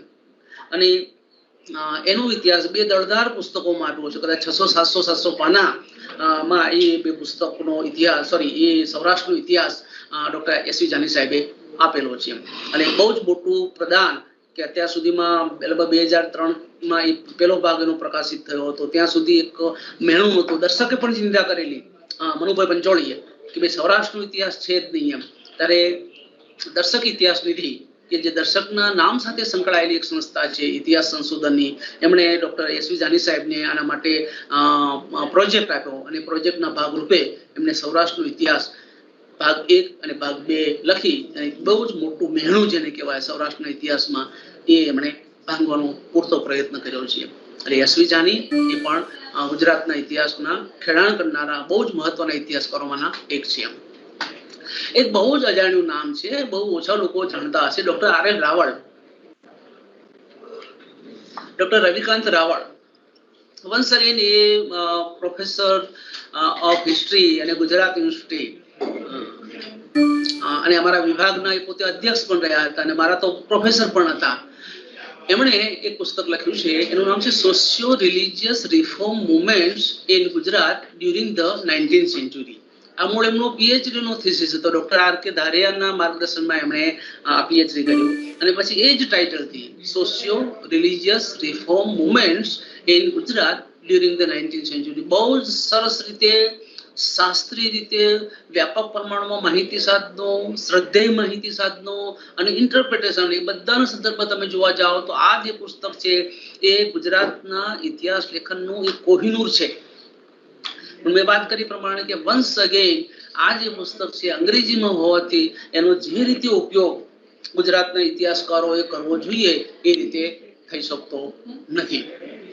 એટલે આર.એલ. રાવલ ભલે ઓછું લખ્યું છે, બહુ ઓછું લખ્યું છે, કારણ કે રાવલ સાહેબની ક્રેડિટમાં 2 પુસ્તકો છે. એક આ socio religious reform movement in Gujarat during the 19th century અને બીજું એક આંતરરાષ્ટ્રીય સંબંધો ભાગ 1. એ 2 પુસ્તકો એમણે લખેલા છે. પણ વિદ્વાન અને ગુજરાતના ઇતિહાસમાં આપણે એક શબ્દ વપરાય છે ફિલોસોફર હિસ્ટોરિયન, કે જે હિસ્ટ્રીને ફિલોસોફાઇઝ કરી શકે એ પ્રકારના ઇતિહાસકાર એટલે પ્રોફેસર આર.એલ. રાવળ. હમણાં 3 વર્ષ પહેલા એમનું અવસાન થયું, પણ સારી રીતે અને નિષ્ઠાપૂર્વક લખનારા ઇતિહાસકારોમાં રાવળ સાહેબ શ્રદ્ધેય છે, આદરણીય છે. એ પછી પાછળ કેટલાક નામો છે. ડોક્ટર રોહિતભાઈ પંડ્યા, એ પણ ડોક્ટર આર.એલ. રાવળના શિષ્ય એટલે બધી રીતે એમના હાથની જે ભણતા હતા પણ ખરા, અને ઇતિહાસ લેખનની આખી જે પદ્ધતિ છે એ પદ્ધતિ પણ એમણે રાવળ સાહેબ જેવી જ રાખેલી. રોહિતભાઈ પંડ્યાએ મૂળ તો ગ્રામીણ ગુજરાતમાં સમાજ પરિવર્તન અને ગાંધીવાદી નેતૃત્વ, આ એમણે એક પુસ્તક લખ્યું જે પાસો પ્રકાશન તરફથી પ્રકાશિત થયું છે. મૂળ તો થામણા જેવું એક નાનકડું ગામ, ખેડા જિલ્લાનું થામણા ગામ, અને ત્યાં બબલભાઈ મહેતા જેવા એક ગાંધીયન ગ્રાસરૂટ એક્ટિવિસ્ટ, અને એ કામ કરે છે અને કામને પરિણામે એ ગામમાં કેવા પ્રકારના પરિવર્તનો આવે છે એનો જે ઇતિહાસ છે એ ડોક્ટર રોહિતભાઈ પંડ્યાએ આ પુસ્તકમાં આપ્યો છે. અને એ પુસ્તક તમે જુઓ તો ફૂટનોટિંગ ને બધું પ્રોપર એમાં નથી, પણ મહત્વની વાત તો એ છે કે એને ઇતિહાસના માહિતી સાધનોની રેન્જ કઈ હોઈ શકે એ આપણી સામે એક બહુ અદ્ભુત દાખલો એને મૂક્યો છે. અને દાખલો એ છે કે એને 7/12ની નકલો, 8 નકલો, માંગણા પત્રક એવા જે ગ્રામ પંચાયતના જે દસ્તાવેજો હોય છે એ દસ્તાવેજોનો ઉપયોગ કરી અને આ પુસ્તક એને લખેલું છે. તમે આખું પુસ્તક ભલે ના વાંચી શકો કારણ કે ભાષા થોડી ભારેખમ છે, પણ એની જે પ્રસ્તાવના છે એ પ્રસ્તાવના સૌએ જોવા જેવી છે. અને ભારતીય દ્રષ્ટિકોણથી ઇતિહાસ લેખન કેમ થઈ શકે એનો તમારે દાખલો ક્યાંય જોવો હોય તો રોહિતભાઈ પંડ્યાનું આ પુસ્તક છે, ગ્રામીણ ગુજરાતમાં સમાજ પરિવર્તન અને ગાંધીવાદી નેતૃત્વ. એ પછી એમણે ગ્રંથ નિર્માણ બોર્ડ તરફથી ભારતમાં કિસાન આંદોલનો, સંસ્થાનિક ભારતના કિસાન આંદોલનો, એ પુસ્તક પણ એમણે લખેલું છે. એટલે રોહિતભાઈ પંડ્યા ભલે ઓછું લખેલું છે, પણ તેમ છતાં તમે જયારે ગુજરાતના ઇતિહાસની ખેડાણની વાત કરો ત્યારે ભલે આ 2 જ પુસ્તકો હોવા છતાં તમે એમના વગર આ વાત ના ચલાવી શકો એમ. એ પછી આગળ ડોક્ટર મહેબૂબ દેસાઈ નું નામ આવે છે. લગભગ એનાથી બહુ ઓછા લોકો અપરિચિત હશે એમ. મહેબૂબભાઈ મૂળ તો ભાવનગરમાં મહારાજા કૃષ્ણકુમાર સિંહજી યુનિવર્સિટીમાં ઇતિહાસ વિભાગના પ્રોફેસર અને અધ્યક્ષ હતા. પછી ગુજરાત વિદ્યાપીઠમાં આવ્યા અને આધુનિક ગુજરાત અને ખાસ કરીને સ્વતંત્રતા આંદોલનનો ઇતિહાસ લખનારા જે ઇતિહાસકારો છે એમાં મહેબૂબ દેસાઈ એ બહુ જ અગત્યનું નામ છે. એમને ભાવનગર રાજ્ય પ્રજા પરિષદ એ નામથી પીએચડી કરેલું અને પછી એ પુસ્તક રૂપે પણ છપાયેલું અને ગુજરાત સરકારે એને ઇનામ પણ આપેલું. તો એ પુસ્તક એ ગુજરાતના ઇતિહાસનું અગત્યનું પુસ્તક છે. એ ઉપરાંત મહેબૂબભાઈએ પછી ઘણું બધું લખેલું છે એમ. ગુજરાતના નવતર સત્યાગ્રહો છે અને લેખ સંગ્રહો ને એવું બધું છે એમ. અને એ પોતે એક પોપ્યુલર રાઇટર છે એમ. પોપ્યુલર રાઇટર એટલે વાચકો સાથે સંવાદ કરી શકે, વાચકોને વાંચવા ગમે એ પ્રકારના ઇતિહાસકાર એટલે ડોક્ટર મહેબૂબ દેસાઈ. એમના પણ ખાસા 50 કરતા પુસ્તકો ગુજરાતના ઇતિહાસ ઉપર છે. આમ તો યાદી બહુ મોટી છે. પછી થોડાક અમે યુવા વયના ઇતિહાસકારો વિશે ચર્ચા કરી. એમાં 2 નામો મને યાદ આવે છે. એક તો doctor PB Khachar, doctor Pradyumna Khachar, જુનાગઢની ડોક્ટર સુભાષ મહિલા કોલેજ એમાં એ પોતે એસોસિએટ પ્રોફેસર તરીકે કામ કરે છે. અને ખાચર સાહેબ એ મારા મિત્ર છે એટલા માટે નહીં, પણ તમે ગમે તેવા રિમોટ એરિયામાં હો અને ત્યાંથી પણ જો તમારામાં ઇતિહાસ સંશોધનની એક ખેવના હોય, તમારી એક દાનત હોય, તો કેવો તમે ઇતિહાસ લખી શકો એનું ઉદાહરણ હોય તો ડોક્ટર પ્રદ્યુમ્ન ખાચર છે. અને આજે પણ લગભગ સતત લખનારા, સતત સંશોધન કરનારા જે ઇતિહાસકારો છે એમાં પીબી ખાચર એક બહુ મહત્વનું નામ છે. એમના ઘણા બધા પુસ્તકો છે, 25 કરતા વધારે પુસ્તકો, પણ મેં અહીંયા 2 પુસ્તકોનો નિર્દેશ કરવાનો ખાસ રાખ્યું છે. એમાં છે કાઠીઓ અને કાઠિયાવાડ. એ મૂળ એમનો પીએચડી નો થીસીસ હતો અને એના આધારે પછી આ કાઠીઓ અને કાઠિયાવાડ એ નામનું પુસ્તક એ એમણે કરેલું. ખાસું દળદાર પુસ્તક છે અને વેલ રિસર્ચ. માહિતી સાધનોની રેન્જ કેવા પ્રકારની હોય છે, કે ઇતિહાસકાર કેટલો પરસેવો પાડી અને બધી વસ્તુ ભેગી કરે છે એનો દાખલો એ ડોક્ટર પ્રદ્યુમ્ન ખાચરનું આ પુસ્તક છે. એ ઉપરાંત ગિરનારનો ઇતિહાસ એ પણ એમણે લખેલો છે. એ ઉપરાંત લેખ સંગ્રહો અને બીજા ઘણા બધા જુનાગઢ રાજ્ય વિશે છે કે જુનાગઢના બાબી વંશના ગીતો હોય તો એ બધું ડોક્ટર પ્રદ્યુમન ખાચરે ગુજરાતના ઇતિહાસમાં પોતાનું યોગદાન આપેલું છે. એટલે આ એક બહુ મહત્વનું નામ છે અને જે ઉંમર તો એમની 50 વર્ષ છે, એટલે આપણે આશા રાખીએ કે હજુ પણ એ ગુજરાતના ઇતિહાસને વધુ પ્રદાન આપે એમ. અને છેલ્લે મારો નિર્દેશ પણ કરી દઉં, અરુણ વાઘેલા અને ગુજરાતની સંસ્થાની ગુજરાતની આદિવાસી ચળવળો, વિસરાયેલા શહીદો, પછી આઝાદીનો જંગનો આદિવાસી રંગ, તો આ બધા મેં કરેલા ગુજરાતના ઇતિહાસમાં યોગદાન છે. એટલે મિત્રો મૂળ વાત એ થાય છે કે ઉપર મેં ગુજરાતના ઇતિહાસના એક્સપ્લોર એરિયા એટલે કે ખેડાયેલા જે ક્ષેત્રો છે અને એની આખી વ્યાખ્યા નક્કી કરી છે. એમાં જે બંધ બેસતા જે ઇતિહાસકારો છે એ ઇતિહાસકારો મને આ લાગે છે કે આ લોકોએ આ રીતે ગુજરાતના ઇતિહાસમાં પોતાનું યોગદાન આપેલું છે અને આટલું એ ગુજરાતના ઇતિહાસમાં ખેડાણ થયેલું છે. હવે આ ખેડાણ જે થયેલું છે એ આપણે જાણીએ એટલે બહુ સ્વાભાવિક છે કે હવે પછી શું કરવાનું બાકી રહે છે, શું નથી થયું, એ બધી બાબતો આવે છે. પણ અગત્યની વસ્તુ એ છે કે મારું એક આકલન એવું છે ગુજરાતના ઇતિહાસ લેખનમાં કે અત્યાર સુધીમાં ગુજરાતનો જે ઇતિહાસ લખાયેલો છે એની દિશા જે છે એની પેટર્ન એ 3-4 મુદ્દાઓમાં સમાઈ જાય છે. એક તો આપણે ત્યાં પોલિટિકલ હિસ્ટ્રી બહુ જ લખાયો છે.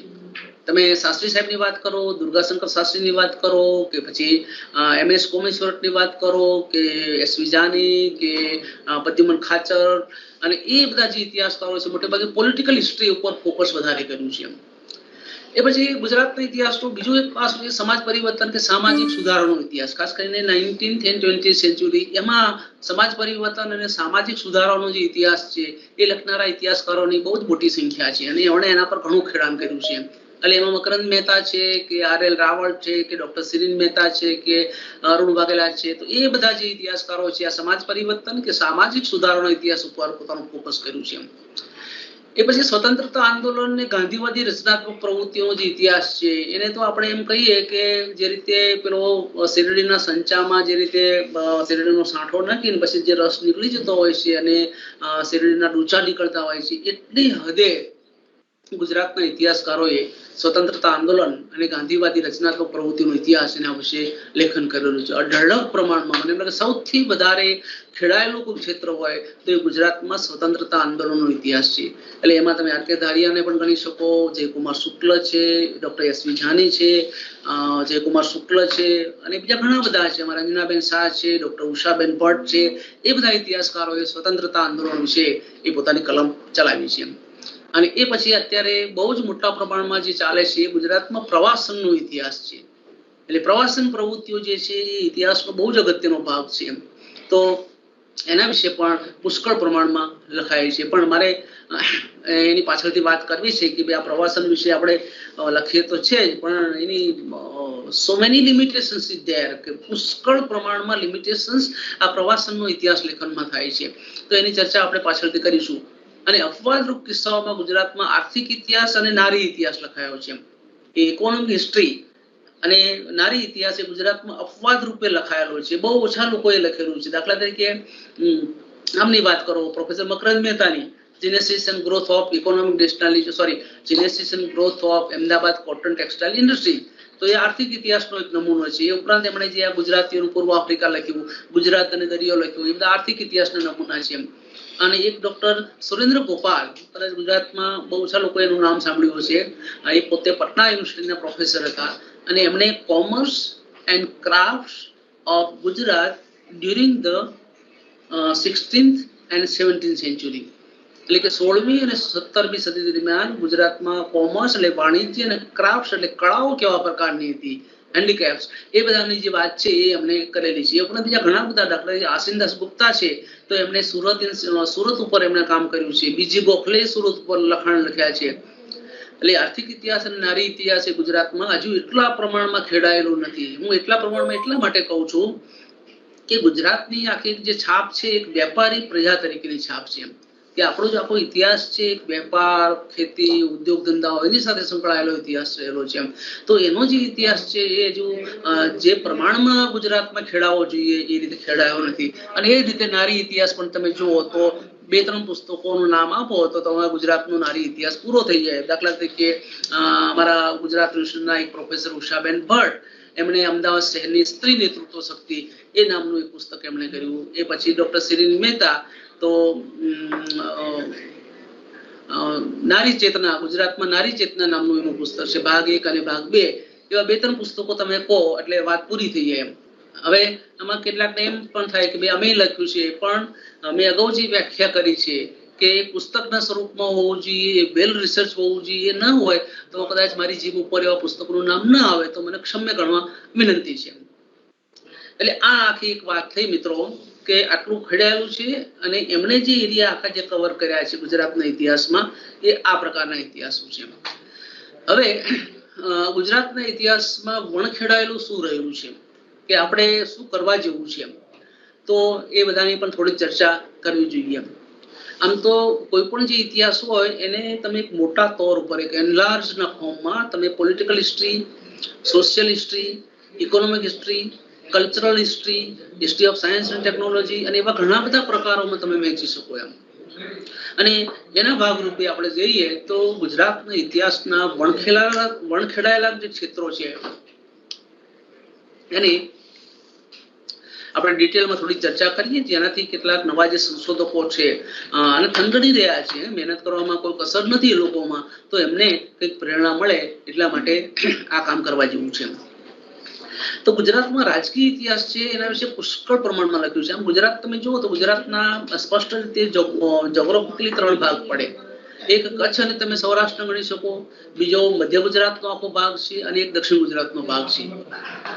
એટલે એ આ બધા ભાગોમાં તમે જોવા જાઓ તો સૌરાષ્ટ્ર અને કચ્છમાં જેટલો રાજકીય ઇતિહાસ, એના દેશી રજવાડાઓ, આ બધા વિશે જેટલો ઇતિહાસ લખાયેલો છે એટલો રેવાકાંઠા, મહીકાંઠા કે સૌરાષ્ટ્ર અને કચ્છ સિવાયના જે ગુજરાતના ઇતિહાસના ક્ષેત્રો છે એમાં એ નથી લખાયો. એના ઘણા બધા કારણો હોઈ શકે. અને અહીંયા મારે ખાસ કહેવું છે કે રેવાકાંઠા અને મહીકાંઠા આ વિસ્તારના જે કેટલાક રજવાડાઓ છે, દાખલા તરીકે રાજપીપળા, એ ફર્સ્ટ ક્લાસ સ્ટેટ હતું. ફર્સ્ટ ક્લાસ એટલે પ્રથમ કક્ષાનું રાજ્ય હતું. 1947-48 પહેલા એ પ્રથમ કક્ષાનું રાજ્ય હતું. જે રીતે સૌરાષ્ટ્રમાં ગોંડલ હતું, ભાવનગર કે જે રાજ્યો હતા એ રીતે રાજપીપળા હતું. પણ રાજપીપળા વિશે મને ખ્યાલ છે ત્યાં સુધી, હું ખોટો પણ હોઈ શકું, એક સુગ્રથિત જે પુસ્તક તમે કહો એ રાજપીપળા રાજ્ય ઉપર નથી. એના વિશે પીએચડી પણ નથી થયું કદાચ. તો એ રાજપીપળાનો ઇતિહાસ જે છે એ સંશોધકોની રાહ જોઈ રહ્યો છે કે કોઈ સંશોધક ઇતિહાસકાર આવે અને મારા જે દબાયેલા પાના છે એ ખોલે. એ જ રીતે છોટાઉદેપુર, એની બગલમાં જ આવેલું એક રજવાડું હતું છોટાઉદેપુર. મૂળ તો ચાંપાનેરનું પતન થયું 1484માં. એ પછી તેના 2 રાજકુમારો ત્યાંથી નાસી છૂટેલા.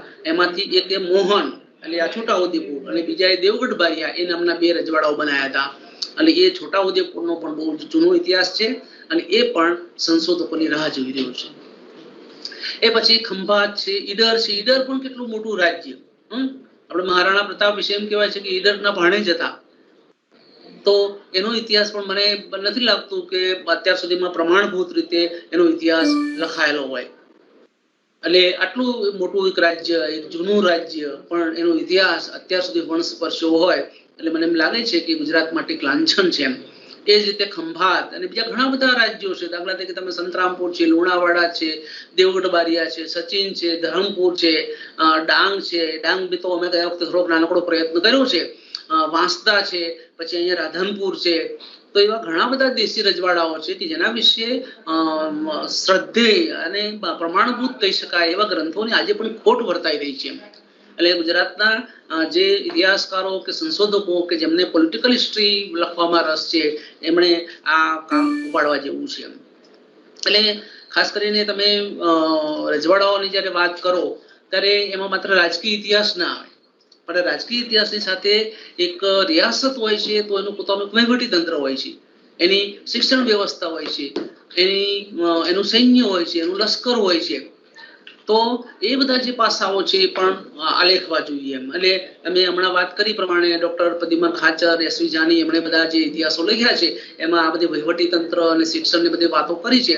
પણ ફૂલ લેન્થ એમ કે દાખલા તરીકે તમે રાજપીપળા રાજ્યનું વહીવટી તંત્ર છે કે ગોંડલ રાજ્યનું વહીવટી તંત્ર છે, એ પ્રકારના જે ગ્રંથોની ખોટ એ આજે પણ ગુજરાતમાં વર્તાય છે. રિયાસતી શિક્ષણનો ઇતિહાસ એટલે એ જે દેશી રજવાડાઓ હતા એ ભલે એક પ્રકારના દેશી રાજાઓ હતા, એના માટે તમે એમ પણ કહી શકો, પણ ત્યાં એક પદ્ધતિ હતી. દાખલા તરીકે વહીવટ ચલાવવા માટેની એક પદ્ધતિ હતી, એનું અર્થતંત્ર ચલાવવા માટેની એક પદ્ધતિ હતી, શિક્ષણ આપવા માટેની એક પદ્ધતિ હતી. તો એ બધું શિક્ષણનો જે ઇતિહાસ છે, ખાસ કરીને રિયાસતી શિક્ષણ, એ આજે પણ અનનોન છે. એમ એટલે કોઈ મહત્વાકાંક્ષી ઇતિહાસકાર હોય તો એ એવું કામ કરી શકે કે સૌરાષ્ટ્રના દેશી રજવાડાઓમાં શિક્ષણનો ઇતિહાસ, અથવા તો કોઈ એક રાજ્ય લઈ અને એ શિક્ષણનો ઇતિહાસ એ આલેખી શકે એમ. અને એ કરવા જેવું છે, કારણ કે મેં લુણાવાડા રાજ્યનો ઇતિહાસ એ થોડોક આપવાનો પ્રયત્ન કર્યો, તો એમાં એ રાજ્ય માટે એમ કહેવાતું હતું કે છોટે કાશી કહેવાતું હતું એમ, કે જે લોકો કાશી નહોતા જઈ શકતા એ લોકો ભણવા માટે લુણાવાડા જતા હતા. અને લુણાવાડાના રાજ્યના આશ્રયે એના બ્રાહ્મણો એ સંસ્કૃત અને પંડિતાઈનું જે જ્ઞાન છે એ વિદ્યાર્થીઓને આપતા હતા. તો એ રિયાસતી જે શિક્ષણ છે એ ઇતિહાસના અભ્યાસનો બહુ જ અગત્યનો મુદ્દો છે અને એને અવગણી શકાય નહીં. અહીંયા એક બીજી વાત મારે કરવા જેવી છે, કદાચ આપણને ન પણ ગમે. ન ગમવાનું કારણ એ છે કે ગુજરાતમાં એમ કહેવાય છે કે 222 જેટલા દેશી રજવાડાઓ હતા સૌરાષ્ટ્રમાં ખાલી, અને આખું ગુજરાત તમે લો તો 280 થી 300 જેટલા દેશી રજવાડાઓ હતા એમ. અને એ રજવાડાઓમાંથી બહુ ઓછા લોકોએ કદાચ એવા પ્રયત્નો કર્યા હશે કે પોતાના રાજ્યનો જે ઇતિહાસ છે એ લખાય. અહીંયા મારે 2 દાખલા આપવા છે. એક મહેરાનગઢ પેલેસ જોધપુર, કે જે પેલા અકબરની સાથે રાજા માનસિંહ હતા એની સાથે સંકળાયેલું સ્ટેટ, અને તે મહેરાનગઢ પેલેસ છે. અને રાજા માનસિંહ ગ્રંથાલય, લાઇબ્રેરી, તો એ લાઇબ્રેરી હમણાં 3-4 વર્ષ પહેલા, અત્યારે પ્રવૃત્તિ થોડીક મંદ છે, એ લોકો દર વર્ષે આખા ભારતના સંશોધકોને બોલાવી અને પછી સેમિનારો કરતા હતા. અને સેમિનારનો વિષયો પણ બહુ ઇન્ટરેસ્ટિંગ. દાખલા તરીકે એક સેમિનાર એમણે અશ્વ ઉપર રાખેલો. એટલે અશ્વનો ઇતિહાસ છે, અશ્વની નસ્લ છે, એની જાતો છે, અશ્વદળ છે, અશ્વનો વેપાર છે, એ બધા પ્રકારના જે મુદ્દાઓ છે એને લઈ અને મહેરાનગઢ પેલેસે જોધપુર એને એક સેમિનાર કરેલો, જેમાં શરીફ થવાનો મને પણ મોકો મળ્યો હતો એમ. એટલે એક સંશોધકોને એક જગ્યાએ ભેગા કરી અને એક સબ્જેક્ટ ઉપર એને વાત કરવી, એના ચર્ચા કરવી, સેમિનાર કરવો, એ આની પાસેથી શીખવા જેવું છે એમ. અને ગુજરાતના ઘણા બધા જે ઇતિહાસકારો છે અત્યારે તો જાણતા હશે કે સીતામોમાં આવેલી એક સંસ્થા શ્રી નટનાગર શોધ સંસ્થાન, ડોક્ટર મનોહરસિંહ રાણાવત, એ અમારા એક વડીલ મિત્ર પણ છે, દર વર્ષે એક સેમિનાર એ નેશનલ લેવલનું કરતા હોય છે. હવે એ પણ નટનાગર શોધ સંસ્થાન એટલે ડોક્ટર રઘુવીરસિંહ, અને એમણે પોતે સ્થાપેલી આ સંસ્થા ઇતિહાસના સંશોધકો માટે, અને એક બહુ જ વિશાળ લાઇબ્રેરી, કે તમે ઇતિહાસનું સંશોધક જો પોતાને રસ હોય તો ગાળો થઈ જાય એ પ્રકારનું આ એક લાઇબ્રેરી, અને એનું આખું ડોક્યુમેન્ટેશન અને એનું સંગ્રહ સ્થાન છે. અને દર વર્ષે સેંકડો સંશોધકો ઇતિહાસકારોને બોલાવી અને પછી પોતે ત્યાં આ રીતનું કામ કરાવડાવે છે. એને ત્યાં બોલાવે, એનું માન સન્માન, એનું પેપર વાંચવાની તક, એને સેમિનારમાં જે પણ સગવડો જોઈતી હોય આપવી, અને આ બંને જે સંસ્થાઓ છે એ સંશોધકોને બોલાવે છે. એટલે મને એમ થાય છે કે આપણે ગુજરાતમાં એવું કામ ન થઈ શકે એમ. એટલા બધા મોટા રાજ્યો હોય તો એક આવા પ્રકારની એક સંસ્થા ઊભી કરી અને દર વર્ષે સંશોધકોને બોલાવી અને પછી પોતાનું રાજ્ય છે કે સૌરાષ્ટ્રના રજવાડાઓ છે કે દક્ષિણ ગુજરાતના રજવાડા છે કે ઉત્તર ગુજરાતના રાજ્યો છે, તો એના વિશે સેમિનાર કેમ ના કરાવી શકે. અને સેમિનારમાં જે ચર્ચા વિચારણાઓ થાય, ચર્ચા વિચારણાઓમાંથી પછી પુસ્તક થાય, અને એ પુસ્તક થાય તો આજે હું જો બોલું છું કે ગુજરાતમાં આ દેશી રજવાડાઓનો ઇતિહાસ નથી, એ મેણું, એ વાત મારે ન કરવી પડે અને એક મેણું ભાંગી શકે એમ.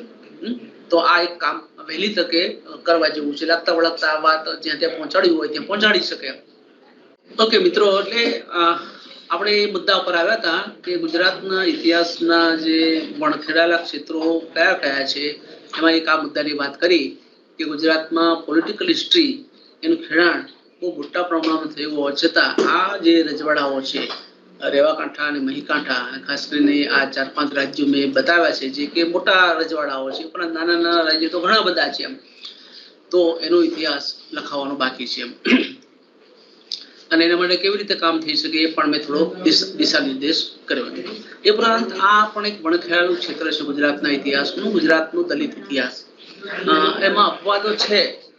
ડોક્ટર પીજી જ્યોતિકર, જેમણે ગુજરાતમાં આંબેડકરી ચળવળનો ઇતિહાસ એ પુસ્તક એમણે લખ્યું. દળદાર પુસ્તક છે. મૂળ તો સરદાર પટેલ યુનિવર્સિટીમાં એ પીએચડી એમણે કરેલું અને પછી એ પુસ્તક રૂપે આવેલું છે.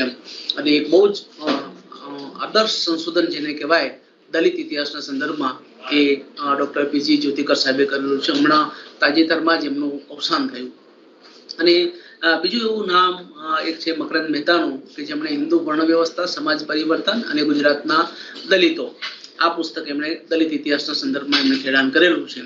અને એ સિવાય મને એમ લાગે છે કે બહુ જ મોટો શૂન્ય અવકાશ છે, ખાસ કરીને ફ્રીડમ મુવમેન્ટમાં યોગદાન, એ ઉપરાંત પર્ટિક્યુલર એક જાતિને લઈને પણ ઇતિહાસ લખી શકાય. એ બધા સ્કોપ જે છે એ દલિત ઇતિહાસના સંદર્ભમાં છે. પણ ગુજરાતના ઇતિહાસમાં આ કામ હજુ એટલું જેવું આપણે જોઈએ એ પ્રકારનું થયું નથી. એ પ્રમાણે ગુજરાતના ઇતિહાસના એક વણખેલા ક્ષેત્રોમાં બહુ જ મહત્વનું ક્ષેત્ર છે ગ્રામીણ અને કૃષિ ઇતિહાસ. આપણે ત્યાં ગામડાઓનો ઇતિહાસ નથી લખાયો એમ. એટલે હું કહું છું કે યુવાનોને ખેતી કરવી અને ગામડામાં રહેવું ગમતું નથી.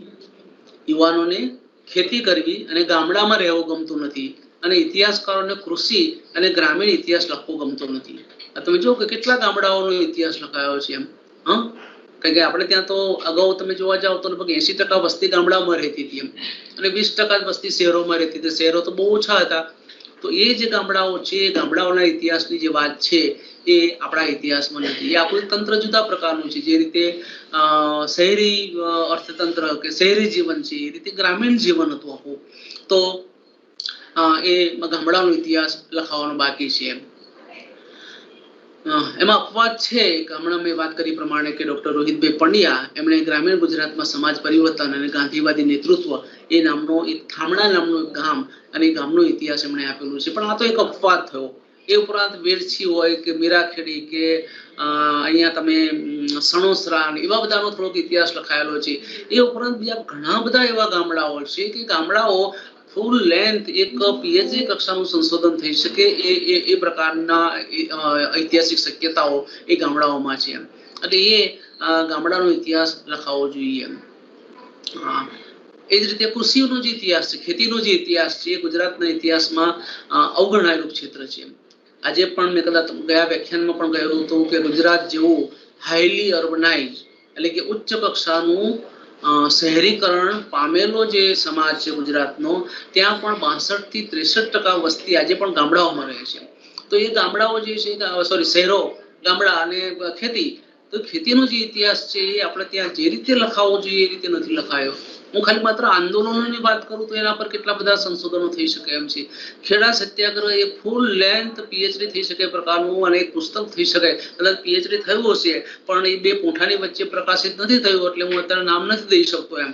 એ ઉપરાંત માણસાનો સત્યાગ્રહ એ પીએચડી થઈ શકે, એક સ્વતંત્ર પુસ્તક લખી શકાય એ પ્રકારનું આ ક્ષેત્ર છે માણસા સત્યાગ્રહનો ઇતિહાસ. એ ઉપરાંત ઉત્તર ગુજરાતમાં પણ કેટલાક સત્યાગ્રહો થયા હતા, સૌરાષ્ટ્રમાં પણ ઘણા બધા સત્યાગ્રહો થયા હતા. પણ એ સત્યાગ્રહનો ઇતિહાસ છૂટાછવાયા લેખો દ્વારા છે. ફૂલ લેન્થ જેને પુસ્તક જેને કહેવાય, એક પૂર્ણ પુસ્તક એ સ્વરૂપમાં એ કૃષિના ઇતિહાસનું કે ખેતીના જે આંદોલનો છે એનો ઇતિહાસ નથી લખાયો.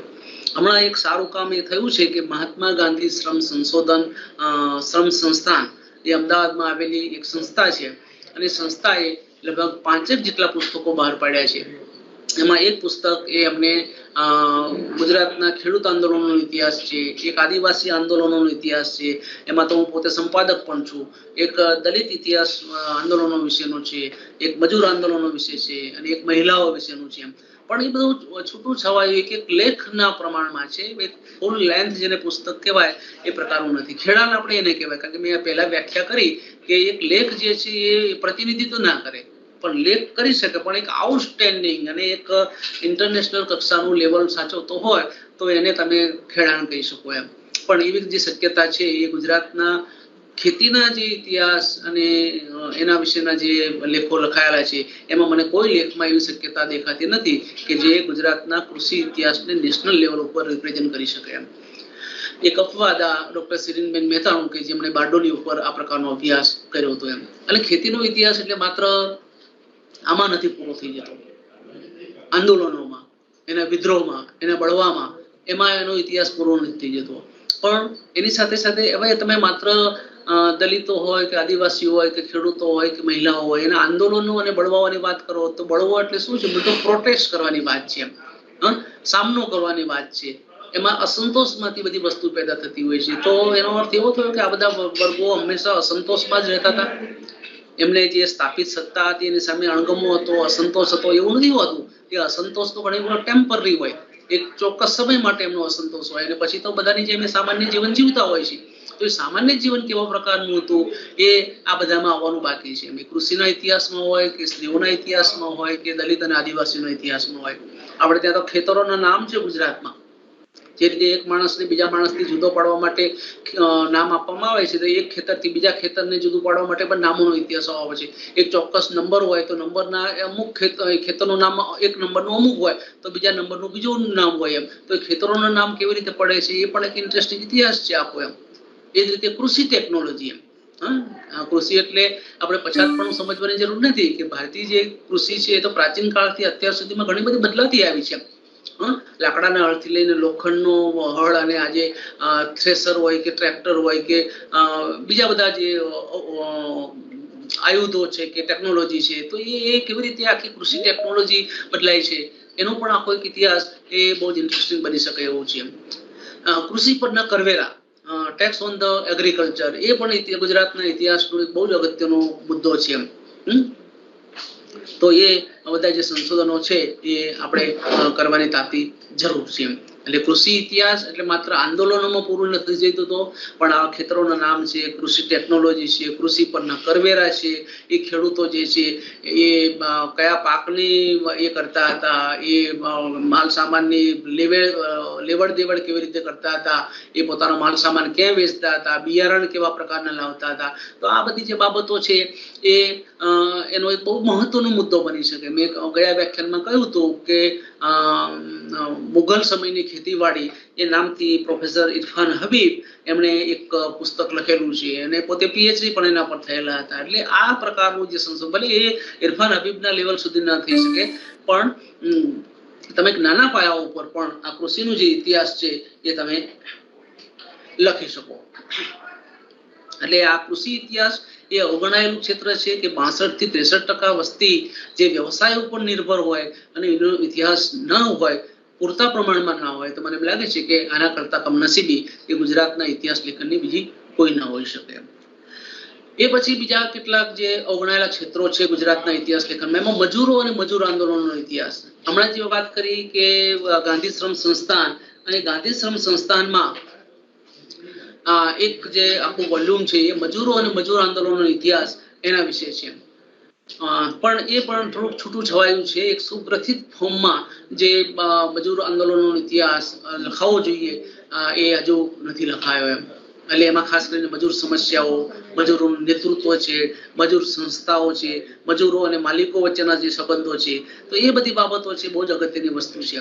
તો એનો પણ ઇતિહાસ લખાવવો જોઈએ. દાખલા તરીકે અમદાવાદનું મિલ મજૂરોનું આંદોલન છે એ ફૂલ ફ્લેજ એક પીએચડી કક્ષાનું કે એક દળદાર વોલ્યુમ માટેનો આખો ગ્રંથ છે. પણ એ ગાંધીવાદીઓ જે છૂટું છવાયું શંકરલાલ બેંકર હોય કે મહાદેવ દેસાઈ જે નાના નાના પુસ્તકો લખ્યા છે એના સિવાય બીજું કશું આપણી પાસે છે નહીં.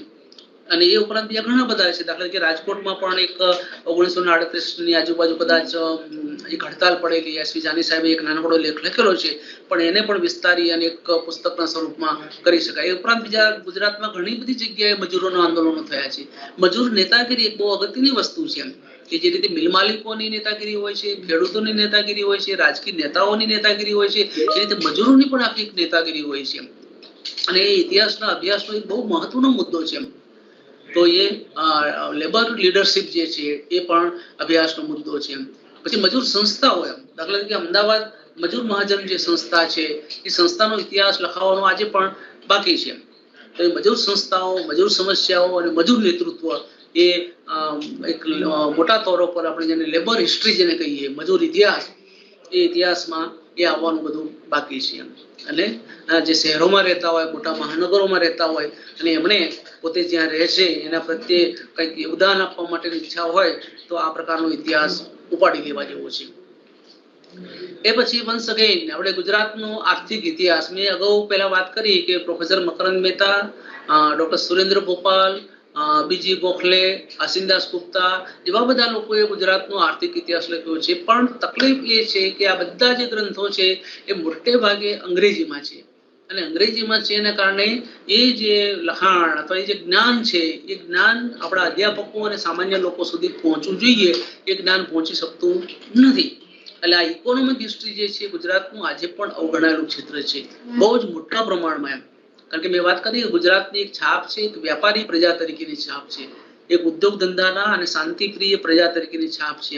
તો એનો આખો જે ઇતિહાસ છે એ ઇતિહાસ લખાવવાનો બહુ તાતી જરૂર છે. અને ખાસ કરીને અહીંયા મેં કેટલાક નામો લખ્યા છે ગુજરાતના બંદરો, દાખલા તરીકે ભરૂચ.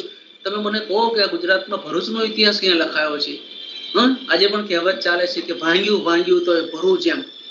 છેક પેલો વિદેશી મુસાફર ટોલેમી અથવા બીજો કોઈ પેરિપ્લસ એન્ડ ધ એરેથિયન સી એ બધામાં જેના ઉલ્લેખો હતા. બારી ગાજા તરીકે ભરૂચનો ઉલ્લેખ થતો હતો અને આખું એક આંતરરાષ્ટ્રીય ક્ષેત્રે ધમધમતું જે બંદર હતું એ બંદર ભરૂચનો જે ઇતિહાસ છે આપણી પાસે ક્યાં છે?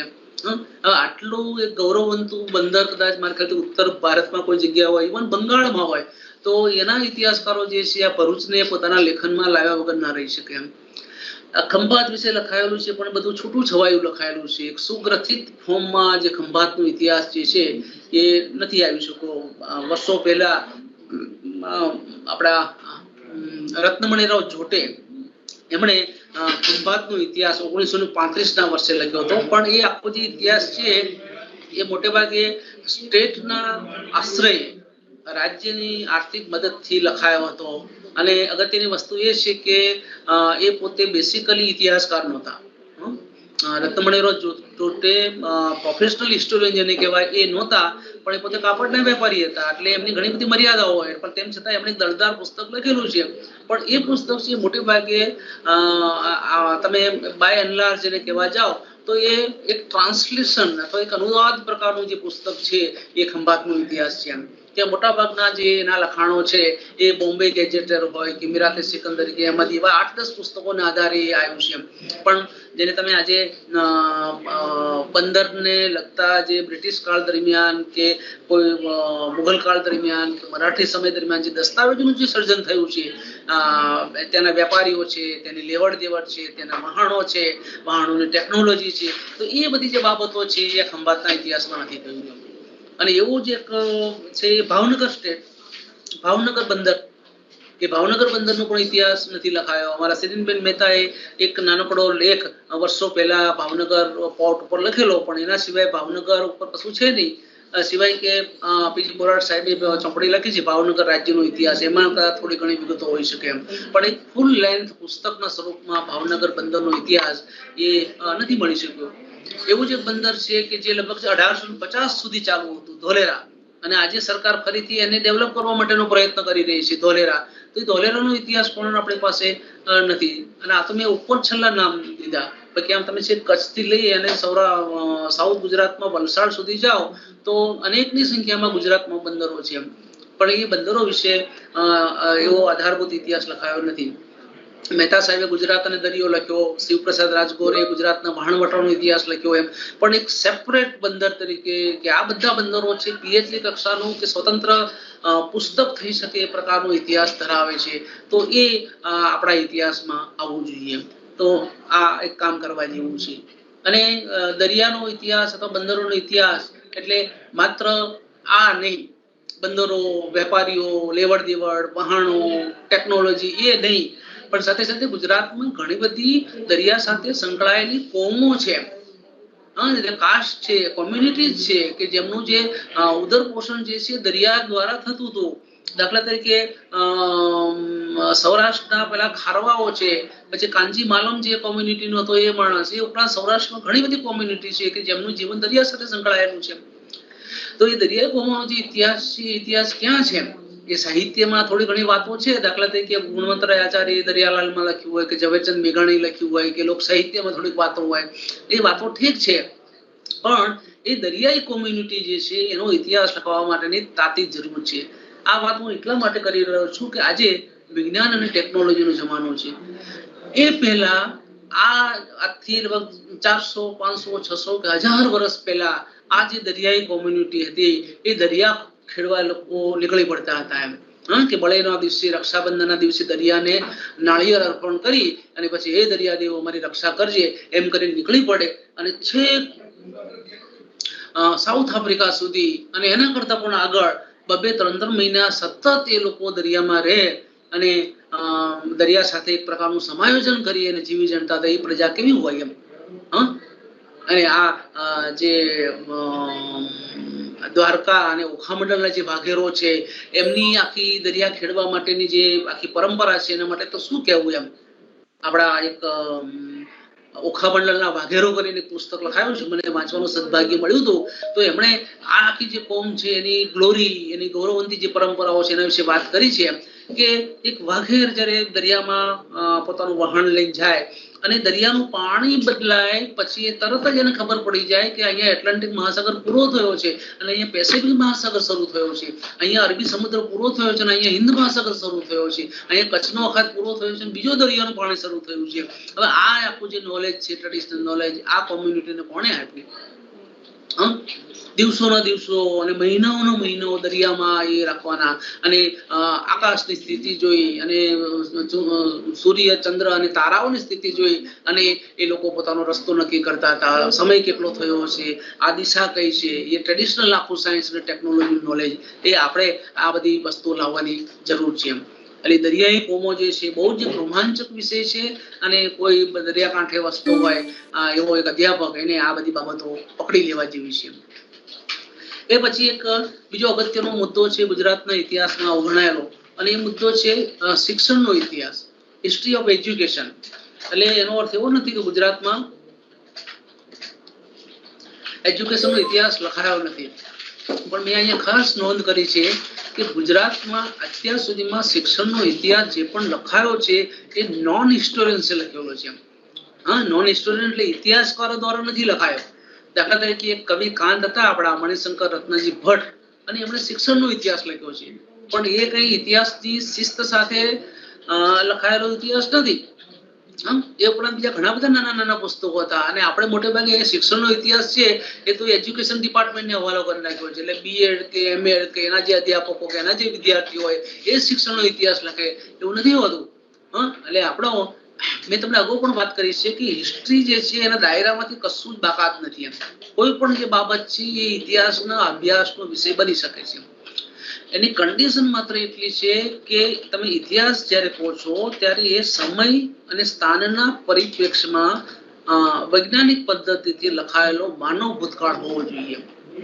With the context of time and space, કે સમય અને સ્થાન એના સંદર્ભમાં તમે માનવ ભૂતકાળ એનો વૈજ્ઞાનિક રીતે અભ્યાસ કરો છો ત્યારે એ ઇતિહાસ બને છે. તો શિક્ષણ તો આટલું મહત્વનું છે. આપણું પ્રાચીન કાળનું શિક્ષણ, મધ્યકાળનું શિક્ષણ, આધુનિક શિક્ષણ કેવી રીતે બદલાય છે, તો એ બધાનો ઇતિહાસ તો આપણે જે લખવાનો બાકી છે, સાયન્ટિફિક રીતે લખવાનો બાકી છે. એ જ રીતે એનો વિસ્તાર તમારે કરવો હોય તો વુમન એજ્યુકેશન છે, દલિત એજ્યુકેશન છે, આદિવાસી એજ્યુકેશન છે, લઘુમતીમાં શિક્ષણ છે, આ બધા ઇતિહાસના અભ્યાસના રોમાંચક ક્ષેત્રો છે અને એ કામ આપણે કરવા જેવું છે. મેં એક બીજી પણ નોંધ કરી છે કે ડોક્ટર વિદ્યુત જોશી આપણા એક જાણીતા સમાજશાસ્ત્રી અને ભાવનગર યુનિવર્સિટીના વાઇસ ચાન્સેલર પણ ભૂતકાળમાં હતા અને એમણે આશ્રમ શાળાઓ એક અધ્યયન નામથી પુસ્તક લખ્યું છે. અને ખાસ કરીને દક્ષિણ ગુજરાતમાં જે ગાંધીવાદી આશ્રમ શાળાઓ હતી એના વિશે એમણે આઈપી દેસાઈ એટલે બહુ જ મોટા ગજાના સમાજશાસ્ત્રી એમના માર્ગદર્શનમાં એમણે આ કામ કરેલું છે. તો એ પુસ્તક તમે જુઓ તો આપણા ઇતિહાસના અધ્યાપકોને પણ એમાંથી માર્ગદર્શન મળી રહેવું છે. શિક્ષણની પદ્ધતિ કેવી રીતે બદલાય, શિક્ષકો ની ભૂમિકા છે, પછી શિક્ષણના સાધનો છે કે બે પેલી ટ્રેડિશનલ આપણી ગામઠી શાળાઓ હતી ત્યાંથી લઈને અત્યારે અલ્ટ્રા મોડર્ન આપણી જે સ્કૂલો છે, એર કન્ડિશન વાળી સ્કૂલો, એ આખી જે યાત્રા છે એ માનવ સમાજે કેવી રીતે હાંસલ કરી એમ. એ ગામઠી શાળા અને ક્યાં આપણી એસી શાળા અને એ વચ્ચેનો જે આખો વાત છે એ આપણો ઇતિહાસ છે. એનું એક વૈજ્ઞાનિક રીતે અધ્યયન કરવાની તાતી જરૂર છે અને એ આપણા અભ્યાસક્રમમાં પણ આવવું જોઈએ. આપણે રાજકીય ઇતિહાસ રાખીએ છીએ, સામાજિક ઇતિહાસ રાખીએ છીએ, આર્થિક ઇતિહાસ આપણે ભણાવીએ છીએ, આપણે સાયન્સ અને ટેકનોલોજીનો ઇતિહાસ ભણાવીએ છીએ, પણ શિક્ષણનો ઇતિહાસ આપણે ભણાવતા નથી એમ. એટલે શિક્ષણનો ઇતિહાસ જે છે એ બહુ જ અગત્યની વસ્તુ છે. શૈક્ષણિક સંસ્થાઓનો પણ ઇતિહાસ આપવો હોવો જોઈએ. મારા એક મિત્ર પ્રોફેસર પદ્મન ખાચર એને બાહુદ્દીન કોલેજનો ઇતિહાસ લખેલો છે, પણ આ એક નમૂનો થયો. એ ઉપરાંત બીજું ઘણું બધું છે.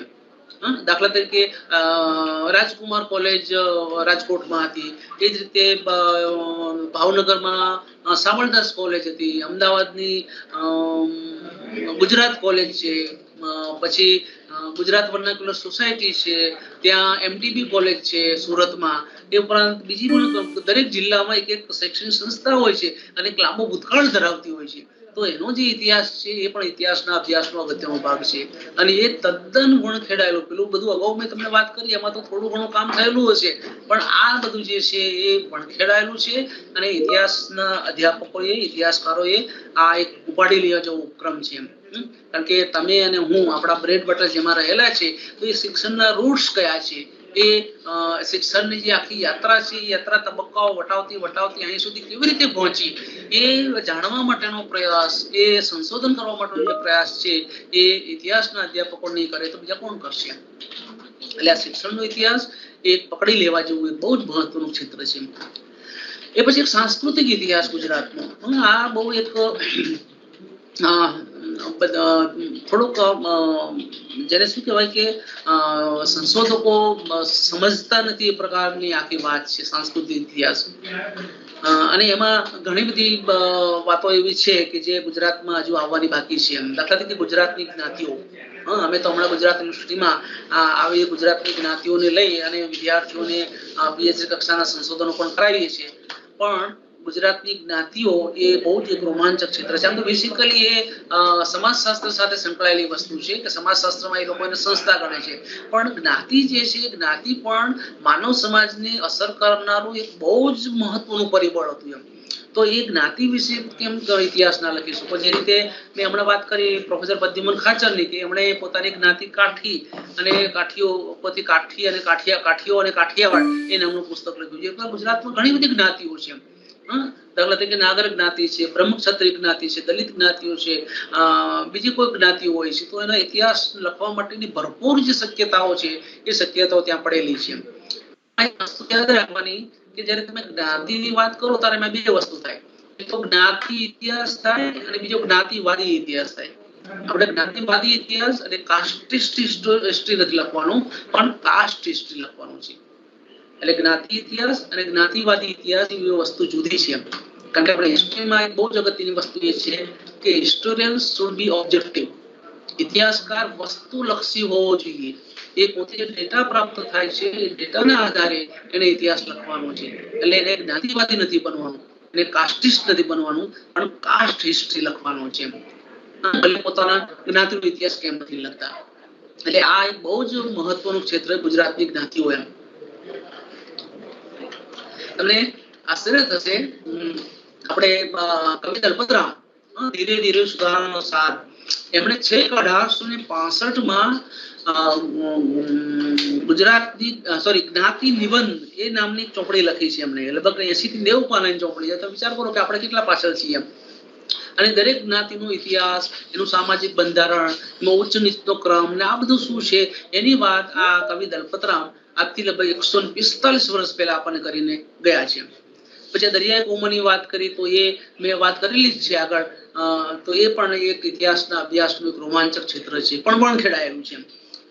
એ પછી સાંસ્કૃતિક ઇતિહાસની આપણે જયારે વાત કરીએ ત્યારે મનોરંજનનો જે ઇતિહાસ છે, હિસ્ટ્રી ઓફ એન્ટરટેનમેન્ટ, એ આપણે ત્યાં હજુ આવતું નથી. એટલે મેં હમણાં વાત કરી ને કે ઇતિહાસમાં તમામ પ્રકારની શક્યતા છે કે તમે એમ કહો કે મને આ વસ્તુ ગમે છે તો એ બાબતનો ઇતિહાસ તમે લખી શકો એમ. દાખલા તરીકે ઘણા બધા લોકોને મેળાઓ ગમતા હોય તો એ મેળાઓનો પણ આખો ઇતિહાસ છે. હવે અત્યારે બધું શરૂ થયું છે, પણ આપણે એમફિલના અને પીએચડીના જે મેળાઓના ઇતિહાસ ને બધું શું લખાય છે આપણે બહુ સારી રીતે જાણીએ છીએ. એની ચર્ચામાં આપણે ઉતરવું નથી એમ. પણ ઘણા બધા એવા મેળાઓ છે કે ફૂલ લેન્થ એક પુસ્તક બની શકે, એના વિશે તમે પીએચડી કરી શકો એટલી સામગ્રી એમાં પડેલી છે. દાખલા તરીકે વૌઠાનો મેળો અહીંયા અમદાવાદ પાસે ધોળકા તાલુકામાં 7 નદીઓનું સંગમ સ્થળ છે, ત્યાં વૌઠા એક ગામ છે અને ત્યાં મેળો ભરાય છે લગભગ 3-4 દિવસ સુધી એમ. હવે એ વૌઠા એટલું જૂનું પ્લેસ છે અને લગભગ 5 થી 7 લાખ લોકો ત્યાં દર વર્ષે ભેગા થાય છે. અને એ વૌઠા એનો મેળો અને જે આજુબાજુની જે પ્રજા છે એનો જે આનંદ છે, મનોરંજન, એ આ વૌઠાનો મેળો કરે છે. અને અગત્યની વાત તો એ છે કે આ વૌઠાનો મેળો તો એનો લાંબો ઇતિહાસ છે. મને ચોક્કસ ખબર નથી કયા કયા વર્ષે શરૂ થયો હતો, પણ 100-125 વર્ષથી મને ખ્યાલ છે કે આટલો જૂનો મેળો તો છે જ એમ. અને આપણા જે સ્વતંત્રતાનો સંગ્રામ જ્યારે ચાલતો હતો ત્યારે ઘણા બધા જે ફ્રીડમ ફાઇટરો છે એ દારૂબંધીની વાત છે, ખાદીની વાત છે કે સ્વતંત્રતાની જે વાતો છે બહુઠાના મેળામાં જ કરતા હતા એ લોકો. દરેકને દરેક જગ્યાએ પહોંચી ન શકાય તો આવું તો એક રેડીમેડ ઓડિયન્સ મળે, તો એ ઓડિયન્સ સામે આ લોકો ખાદી છે, ગાંધીવાદી વિચારો છે, સ્વતંત્રતાની વાતો છે એ બધું એ ત્યાં કરતા હતા. એ જ રીતે સૌરાષ્ટ્રમાં તમે જાઓ તો તરણેતરનો મેળો છે, આંતરરાષ્ટ્રીય કક્ષાએ એમાં વિદેશીઓ પણ આવે છે અને એનો પણ એક લાંબો ઇતિહાસ છે. તો એ તરણેતરનો મેળો ઐતિહાસિક સંદર્ભમાં એ રીતે પીએચડી અથવા તે પૂર્ણ કક્ષાનું જે સંશોધન છે એમાં થઈ શકે. મેળો કેવી રીતે બદલાય, મૂળ હિસ્ટ્રીમાં એક બહુ અગત્યની વાત એ છે કે હિસ્ટ્રી જે સ્ટડી ઓફ સોશિયલ ચેન્જ એવી પણ એની વ્યાખ્યા થઈ છે કે સમાજ પરિવર્તનની પ્રોસેસ છે કેવી રીતે થાય છે કોઈ પણ ક્ષેત્રમાં હોય. દાખલા તરીકે બહુઠાનો મેળો છે તો આથી તમે 125-150 વર્ષ પહેલા વાત કરો તો એ બહુઠાનો મેળો કેવો હશે, પછી એના 20-25 વર્ષ પછી તમે જાઓ તો બહુઠાનો મેળો કેવો હશે, અને આજે બહુઠાનો મેળો કેવો છે. તો એ બધું કેવી રીતે મેળો જે છે મેળાનું કલેવર કેવી રીતે બદલાય છે એ આપણે માહિતી સાધનોના આધારે એને તારવવાનું છે અને ત્યારે ઇતિહાસ બને છે. એ જ વાત તરણેતરમાં મેળાના સંદર્ભમાં બને છે. અમે ડાંગમાં તો ગયા વર્ષે કામ કર્યું, ડાંગ દરબાર નામનો એક મેળો ભરાય છે હોળીના દિવસોમાં. તો એના વિશે ગુજરાતની સાંસ્કૃતિક વિરાસત ડાંગ દરબાર એ નામથી મેં અને મારા એક વિદ્યાર્થી ભદ્રેશ વસાવાએ પુસ્તક લખ્યું છે. તો આ રીતે ગુજરાતના ઘણા બધા જે મેળાઓ છે એના વિશે લખી શકાય. શામળાજીનો જે મેળો છે એના વિશે લખાય. આદિવાસી મેળાઓ છે પંચમહાલમાં અને સાઉથ ગુજરાતમાં, તો એ પણ ઇતિહાસના અભ્યાસનો બહુ જ મહત્વનો મુદ્દો છે. એટલે બહુઠા અને તરણેતર એ સિવાય પણ ઘણા બધા મેળાઓ એવા છે કે જે ફૂલ લેન્થ એક પીએચડી કક્ષાનું અથવા તો પુસ્તક ની સામગ્રી એ ધરાવે છે. એ પછી ફિલ્મોની વાત આવે છે. તમે સાંસ્કૃતિક ઇતિહાસની જયારે વાત કરતા હોય ત્યારે ફિલ્મો પણ આવે. આપણે ત્યાં લગભગ 1931 કે 32માં પહેલી ફિલ્મ બની રાજા હરિશ્ચંદ્ર અને દાદા સાહેબ ફાળકે ના બધાએ. એ પછી ગુજરાતી ફિલ્મો છે, પ્રાદેશિક ફિલ્મો છે, એ બધું પણ બનવા માટેની શરૂઆત થઈ. પણ એને તો આપણે ઇતિહાસ વાળાએ પેલા સમૂહ માધ્યમ અથવા પત્રકારત્વ વાળાને સોંપી દીધું છે કે પત્રકારત્વના વિદ્યાર્થીઓ તમે આ કરો, પણ ઇતિહાસ વાળા અમે કશું નહીં કરીએ એમ. એટલે ગુજરાતી ફિલ્મો અથવા હિન્દી જે ફિલ્મો છે હિન્દી ફિલ્મોનો ઇતિહાસ એ પણ ઇતિહાસનું ક્ષેત્ર ગણાય છે. એમ એક નામ લખ્યું છે શ્રી ઉષાકાંત મહેતા, એ થડક છાપવામાં ભૂલ થઈ છે, ઉમાકાંત થયું છે, ઉષાકાંત મહેતા. અને એમણે ગુજરાતી ચલચિત્ર પરંપરા એ નામથી હિન્દીમાં એમણે પુસ્તક લખ્યું છે અને બધા વાંચવા જોઈએ છે. વેરી ઇન્ટરેસ્ટિંગ એમ. કારણ કે ફિલ્મો તો એક એવી વસ્તુ છે કે જેમાં મોટાભાગના લોકોને રસ પડતો હોય છે. તો આ ઉષાકાંત મહેતાએ એ ગુજરાતી જે ચલચિત્રો છે ખાસ કરીને 1936-37 થી લઈ અને 85-90 સુધીનો જે ગાળો છે એ ગાળામાં એમણે આ આખી એક કલમ ચલાવેલી અને એમણે આ પુસ્તક લખ્યું છે ગુજરાતી ચલચિત્ર પરંપરા એમ. એ ઉપરાંત મુંબઈમાં કેટલાક જે પત્રકાર મિત્રો છે એ લોકો પણ ગુજરાતી ચલચિત્રો વિશે લખે છે. એટલે ચલચિત્રોનો ઇતિહાસ પણ એ વેરી ઇન્ટરેસ્ટિંગ છે. એટલે કયા કયા પિક્ચરો બન્યા, ફલાણું ટીકડું, એ બધું નહીં, પણ ચલચિત્રો બનાવવા માટેની આખી ટેકનોલોજી કેવા પ્રકારે ડેવલપ થાય છે, એનું થીમ એટલે વિષય વસ્તુ એમ. એટલે કે આપણે ત્યાં તમે જુઓ તો 70-80 વર્ષ પહેલા મોટે ભાગે ફિલ્મો જે બનતી હતી એ ફિલ્મોના ટાઇટલ જે હતા એ ધાર્મિક હતા. સત્યવંત, સાવળંકા,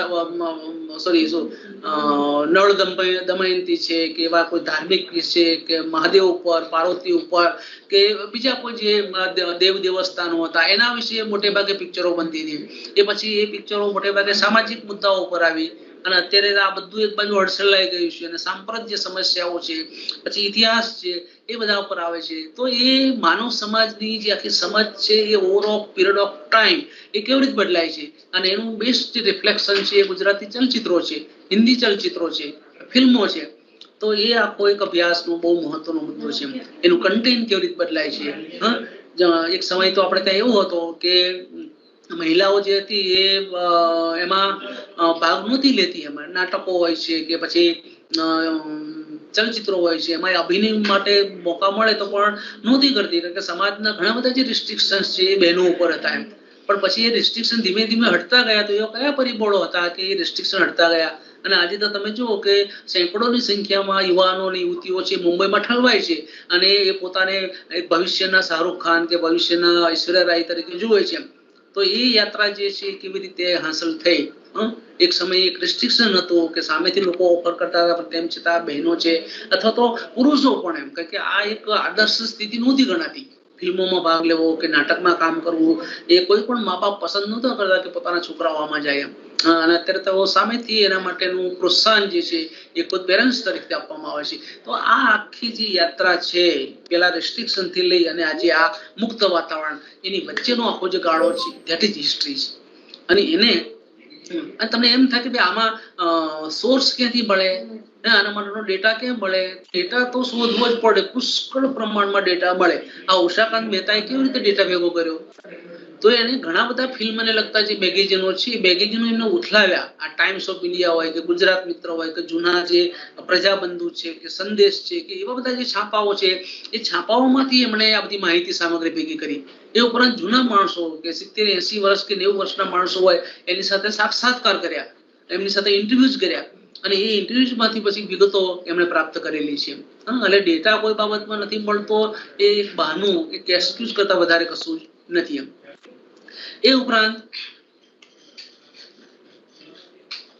સાંસ્કૃતિક ઇતિહાસમાં જે ગુજરાતમાં અવગણાયેલા કેટલાક મુદ્દાઓ છે એમાં નૃત્યો છે, ડાન્સીસ છે. ગુજરાતમાં ઉર્સ છે, ખાસ કરીને મુસ્લિમ સમાજ સાથે સંકળાયેલો. અહીંયા તમે જુઓ કે અમદાવાદની પાસે ધંધુકામાં પઢિયાદ કરીને ગામ છે, તો એ ઉર્સ લગભગ દાયકાઓથી ચાલે છે. 100-125 વર્ષ તો મને પોતાને ખ્યાલ છે કે એનો ઇતિહાસ ત્યાંથી મળે છે. અને અહીં અમદાવાદથી અને ઉત્તર ગુજરાતમાંથી લોકો ચાલતા ત્યાં જતા હોય છે. તો એ ઉર્સ જે છે એ પણ આખો ઇતિહાસના અભ્યાસ બહુ મહત્વનો મુદ્દો બન્યો. એ જ રીતે આપણી રથયાત્રા, હવે આ તો કોઈ વિચારી જ શકતું નથી કે રથયાત્રાનો ઇતિહાસ હોય શકે એમ. એ મોટે ભાગે આપણે પત્રકારોને સોંપી દીધેલું કામ છે. તો રથયાત્રાનો પણ આખો એક ઇતિહાસ હોય શકે એમ. દાખલા તરીકે હું અમદાવાદની રથયાત્રાની વાત કરું તો એની શરૂઆત 1878 થઈ હતી. અમદાવાદની જગન્નાથ મંદિરમાંથી રથયાત્રા નીકળી એ પહેલે 1878 નીકળી હતી. આજે તમે જુઓ તો 2021 સાલ થઈ છે, એટલે 142 કે 43 વર્ષનો ઇતિહાસ આ રથયાત્રા જણાવે છે, ધરાવે છે. હવે આટલો 140 વર્ષનો જેનો ઇતિહાસ હોય, જેનો ભૂતકાળ હોય, એનો ઇતિહાસ ન લખી શકાય? એના વિશે પીએચડી પણ થાય, એના વિશે પૂર્ણ કક્ષાનું એક પુસ્તક પણ તમે લખી શકો. પણ અગત્યની વસ્તુ એ છે કે સમય અને સ્થાનના સંદર્ભમાં ઓથેન્ટિક સોર્સ સાથે આ રથયાત્રાનું જે વર્ણન અને વિશ્લેષણ છે એ તમારે કરવું પડે. અને બધું જ મળી જાય, કારણ કે રથયાત્રા એ એક હિન્દુ સેરેમની હતી. એટલે સ્વાભાવિક છે કે બ્રિટિશ કાળ દરમિયાનના જે દસ્તાવેજો હોય એ દસ્તાવેજોમાં રથયાત્રાના વર્ણનો હોય જ હોય. અને આપણે ત્યાં ઘણા બધા છાપાઓ પણ છે. દાખલા તરીકે ટાઈમ્સ ઓફ ઇન્ડિયા છે તો છે 1838 થી ચાલતું હતું. બુદ્ધિ પ્રકાશ 1950 થી શરૂ થયું. એ ઉપરાંત બીજા કેટલાય મેગેઝિનો છે. તો મેગેઝિનોમાં રથયાત્રાની વાત ના હોય એવું ના બને. એ ઉપરાંત તમે આ જગન્નાથ મંદિર, તો એની આખી પરંપરા છે, એના જે મહંત સ્વામી હોય છે કે એના જે બીજા પૂજારીઓ હોય છે, એ પૂજારીઓને પણ આ રથયાત્રા, એના ઇતિહાસ અને ભૂતકાળ વિશે ઘણું બધું કહેવાનું હોય છે. એટલે એ થોડીક મહેનત તો પડે, પરસેવો તો પડે ને. હવે એના વગર તો કશું નકામું જ છે. લોકો અત્યારે તો આપણે રક્ત વહાવવાની જરૂર નથી ઇતિહાસકારોએ, પણ પરસેવો વહાવવાની તો જરૂર છે જ. તો આ રથયાત્રા એ તમારું એક મૂલ્ય ઉભું થાય એનાથી. આ રથયાત્રાનો ઇતિહાસ લખો અને અષાઢી બીજે જયારે રથયાત્રા આવે ત્યારે પત્રકારો ટીવી ચેનલો વાળા તમને સામેથી યાદ કરે કે ભાઈ આ ભાઈએ પુસ્તક લખ્યું છે, આ ભાઈએ પીએચડી કર્યું છે, આમને બોલાવો અમારા સ્ટુડિયોમાં. અને આખો દિવસ તમે રથયાત્રા વિશે વાત કરો તો આખું ગુજરાત તમને જુએ. એટલે આવી એક કલ્પના સાથે પણ આ ઇતિહાસ લખવા જેવો છે. એ પછી આ ગુજરી બજાર છે, અમદાવાદનો જે ગુજરી બજાર છે, એનો ઇતિહાસ 500 વર્ષનો છે. એના વિશે છૂટાછવાયા લેખો લોકોએ કરેલા છે, પણ એમાં બહુ જાજો દમ મને દેખાતો નથી. તો એનો 400-500 વર્ષનો ઇતિહાસ છે.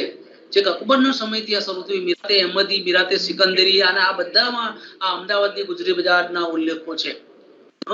એ ગુજરી બજાર જે છે એમાં દરેક પ્રકારની વસ્તુઓ મળતી હતી. અને ફ્રીડમ મુવમેન્ટ દરમિયાન કેટલાક જે રચનાત્મક કાર્યકરો અને સ્વતંત્રતાના સૈનિકો હતા, એ ગુજરી બજારમાં જઈ અને આ રચનાત્મક પ્રવૃત્તિઓ, ખાદી છે કે દારૂબંધી છે કે ગાંધીજીના વિચારો છે, બધાની વાતો આ ગુજરી બજારમાં કરતા હતા. તો એ પણ ઇતિહાસના અભ્યાસનો બહુ જ મહત્વનો મુદ્દો છે. એ ઉપરાંત અહીં મેં લખ્યું છે કે ગુજરાતના સોમનાથ, અંબાજી, દ્વારકા અને પાવાગઢ જેવા સ્થાનકો છે.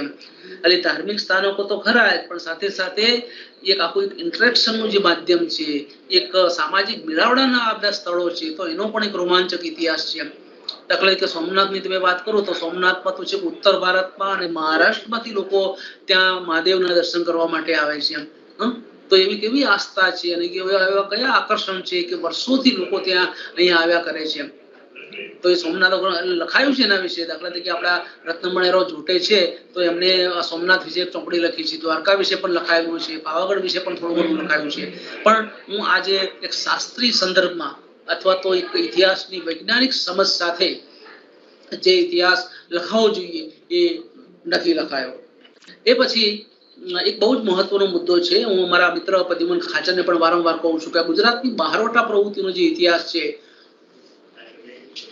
એ ઇતિહાસ નથી લખાયો. અને ખાસ કરીને બહારવટું તમે કહો આઉટલોજ એટલે એ સૌરાષ્ટ્રનો એક અધિકાર ક્ષેત્ર આવે છે કે ત્યાં ખાસ કરીને આ બ્રિટિશ કાળ અને પછી જે નવી આખી જમીન મહેસૂલ વ્યવસ્થા ને બધું આવ્યું એમાંથી કેટલાય બહારવટિયાઓ બહાર પડ્યા હતા એમ કે જે લોકો રાજ્ય સામે એક પ્રકારનો વટ રાખવા માટે પોતાની વિદ્રોહી જે પ્રવૃત્તિ છે એ કરતા હતા એમ. અને ઘણા બધા નામ છે એમાં. જોગીદાસ કુમાણ તમે લો, કાદુ મકરાણી છે, કે પછી ભૂપત બહારવટીઓ છે, કે માંગડા વાળો છે, કે બાવા વાળો છે, એવા ઘણા બધા જે બહારવટિયાઓ છે એ બ્રિટિશ સરકાર સામે અને ત્યાંના જે રજવાડાઓ છે એની સામે બહારવટે ચડાયેલા હતા. તો એનો આખો ઇતિહાસ છે. એટલે હું તમને વારંવાર કહું છું કે તમારો રસ અને રુચિ હોય એ પ્રકારનો ઇતિહાસ તમે લખી શકો. કોઈને એમ લાગે કે મને તો આ શૌર્ય છે, પરાક્રમ છે, એના ઇતિહાસમાં રસ છે, તો આ રહ્યો સબ્જેક્ટ ભાઈ, બહારવટાનો ઇતિહાસ, હિસ્ટ્રી ઓફ આઉટલોજ એના વિશે લખાયેલું છે. ઝવેરચંદ મેઘાણીએ લખ્યું છે અને બીજા લોકોએ પણ છૂટાછવાયા લેખો લખ્યા છે. પણ એક સુગ્રથિત ફોર્મમાં કે જે ઇતિહાસકારની કલમે તમે જેને કહી શકો કે શાસ્ત્રીય રીતે, ભાવનામાં નહીં એમ, કે જે રીતે એક ડાયરામાં જે રીતે વાતો થતી હોય કે ગીતો બધું થતું હોય એ પ્રકારનું નહીં, પણ શાસ્ત્રીય રીતે આ ભૂપત બહારવટીઓ છે, કે જોગીદાસ કુમાર છે, કે કાદુ મકરાણી, એના વિશે કેટલા બધા દસ્તાવેજો પડેલા છે એમ. એ જુનાગઢ નું આર્કાઇવ હોય કે ભાવનગર નું આર્કાઇવ કે નેશનલ આર્કાઇવ, એ સમયના છાપાઓ છે. તો પુષ્કળ પ્રમાણમાં જે વિગતો છે એમાંથી મળે છે એમ. પણ મેં વાત કરી પ્રમાણે પરસેવો વહાવવાની તૈયારી સાથે આવા નવતર જે ક્ષેત્રો છે એમાં આપણે કામ કરવું જોઈએ. એટલે એ કોઈ સૌરાષ્ટ્રના ઇતિહાસકાર અથવા સંશોધક હોય તો એને આ એક બીડું ઉપાડવા જેવું છે અને બહારવટાઓનો જે ઇતિહાસ છે એ લખવા જેવું છે. મેં એમની વાત કરી હતી. આપણે ઓખા મંડળના જે વાઘેરો છે, મુરુ માણેક અને જોધા માણેક, કેટલા મોટા પાત્રો છે એમ, કે જે અંગ્રેજો સામે પણ લડતા હતા અને વડોદરાના મહારાજા ગાયકવાડો સામે પણ લડતા હતા. અને ખાસું એમનું બહારવટું લગભગ 50 થી 60 વર્ષ સુધી ચાલ્યું એમ. પણ એક સુગ્રથિત ફોર્મમાં, જેને ઇતિહાસકારની કલમ જેને કહેવાય, કલ્યાણ જોશીએ લખ્યું છે. પણ એક ઇતિહાસકાર લખે છે ત્યારે આખી વાત જુદી બનતી હોય છે. સમય અને સ્થાનના પરિપ્રેક્ષમાં એક સાયન્ટિફિક એપ્રોચથી જે લેખન એ નથી થયું આ બહારવટાનો ઇતિહાસ વિશે, અને એ મારી ચિંતાનો વિષય છે. એ પછી આગળનો એક મુદ્દો આવે છે ગુજરાતના ઇતિહાસનું વણખેડાયેલું પાસું. એ ગુજરાતમાં ઇતિહાસ લેખનની પ્રવૃત્તિ. આપણે ગુજરાતના ઇતિહાસકારો તો બધા વિશે લખે છે, પણ ગુજરાતમાં ઇતિહાસ લેખનની જે પ્રવૃત્તિઓ થઈ છે એ પ્રવૃત્તિઓનો જે ઇતિહાસ છે એ અત્યાર સુધીમાં બહુ જ જૂજ પ્રમાણમાં, બહુ જ ઓછા પ્રમાણમાં લખાયો છે. દાખલા તરીકે મેં મુદ્દા નોંધ્યા છે એ રીતે કે ઇતિહાસ લેખનના સાધનો એના વિશે તમે ન કરી શકો. ગિરનારનો શિલાલેખ છે તો ગિરનારના શિલાલેખ વિશે એક ચોપડી ન થઈ શકે. મીરાતે સિકંદરીનું ઐતિહાસિક મહત્વ એના વિશે એક લઘુ પુસ્તિકા ન થઈ શકે. એ રીતે મીરાતે સિકંદરી છે કે ગુજરાતના સિક્કાઓ છે કે અભિલેખો છે કે દફતર ભંડારોમાં સચવાયેલા દસ્તાવેજો છે. હું તો અહીંયા આ વ્યાખ્યાનના માધ્યમથી ગુજરાતના ઇતિહાસકારોને એ પણ એક આહવાન કરું છું કે તમે નવા સંશોધકો કે જૂના સંશોધકો હોય, અને જૂના સંશોધકો હોય જાણીતા ઇતિહાસકારો, તો એની તો વિશેષ જવાબદારી બને છે. તો એને એક સોર્સ મટીરિયલનું જે સંપાદન છે એ સંપાદન પણ કરવું પડે એમ. કે દાખલા તરીકે તમે સૌરાષ્ટ્રનો ઇતિહાસ લખ્યો છે કે તમે ગુજરાતનો આધુનિક ઇતિહાસ લખ્યો છે, તો એના માટેના માહિતી સાધનો કયા કયા છે, તમે કયા કયા માહિતી સાધનોનો ઉપયોગ કર્યો છે, ક્યાં ક્યાં જોવા મળે અને એની ઐતિહાસિક અગત્યતા શું છે, તો એના વિશે પણ પુસ્તકો લખવા જેવા છે.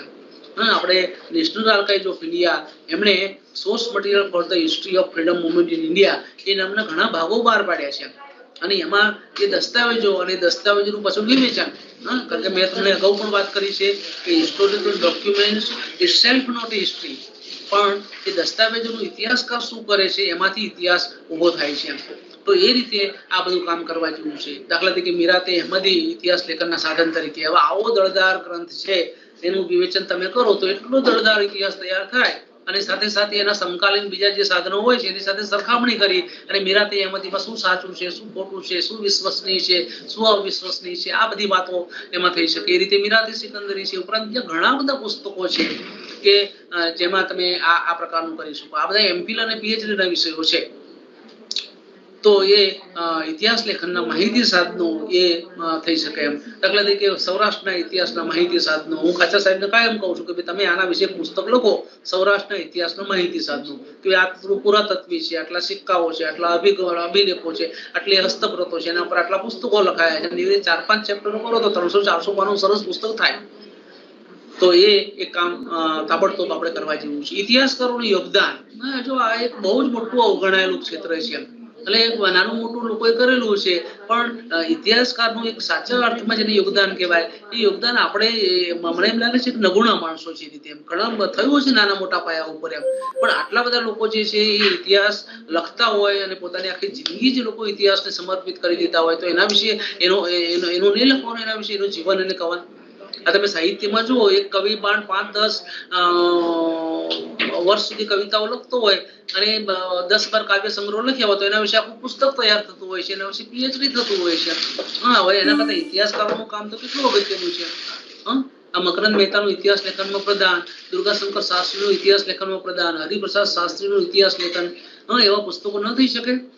ઇતિહાસકાર હરિપ્રસાદ શાસ્ત્રી, ઇતિહાસકાર એસસી મિશ્રા, ઇતિહાસકાર એસવી જાની, એ પ્રકારના પુસ્તકો એમફિલ પીએચડી થઈ શકે એના વિશે. તો આ બધી અગત્યની વસ્તુ છે, પણ આપણે બહુ કંજુસાઈ કરીએ છીએ એમ. કારણ કે આપણે ઇતિહાસકાર શબ્દ છે ને એનો એટલો ભારે ખમ, એનો એટલો વિશાળ બનાવી દીધો છે કે ત્યાં આપણે અચકાઈએ છીએ ઇતિહાસકાર કહેતા એમ.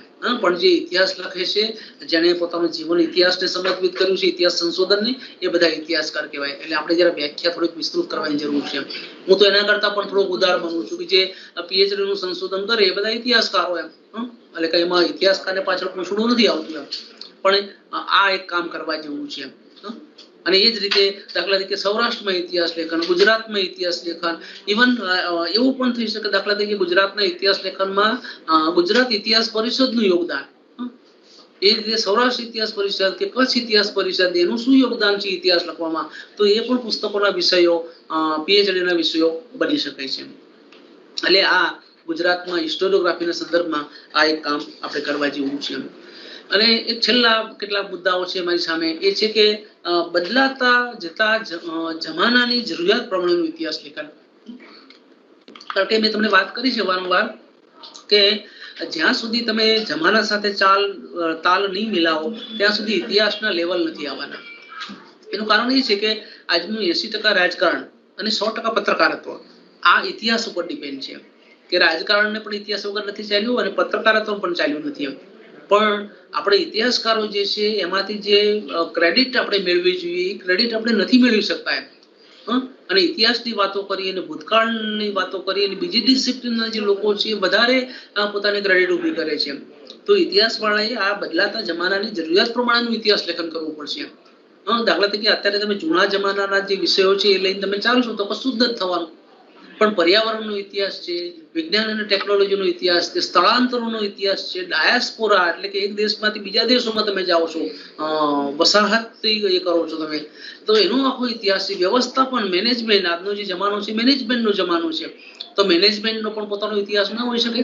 હું તો મારા જે વિદ્યાર્થીઓ છે ઘણાને કહું છું કે ભાઈ તમે એક આદિવાસી મેનેજમેન્ટ, હવે મેનેજમેન્ટ એટલે આઈએમ કે કોઈ મોટી મલ્ટીનેશનલ કંપની જેવું મેનેજમેન્ટ ન હોઈ શકે, પણ મેનેજમેન્ટ એટલે within the society, within the village, એક ગામ કે કોમ્યુનિટી કે એક સમાજ, એ સોસાયટીમાં વ્યવસ્થાપન કેવી રીતે થાય છે, લોકોના એક સાથેના સંબંધો કેવા પ્રકારના છે, અરસપરસના વ્યવહારો કેવી રીતે થાય છે અને કેવી રીતે એક સારા સમાજનું સર્જન થાય છે.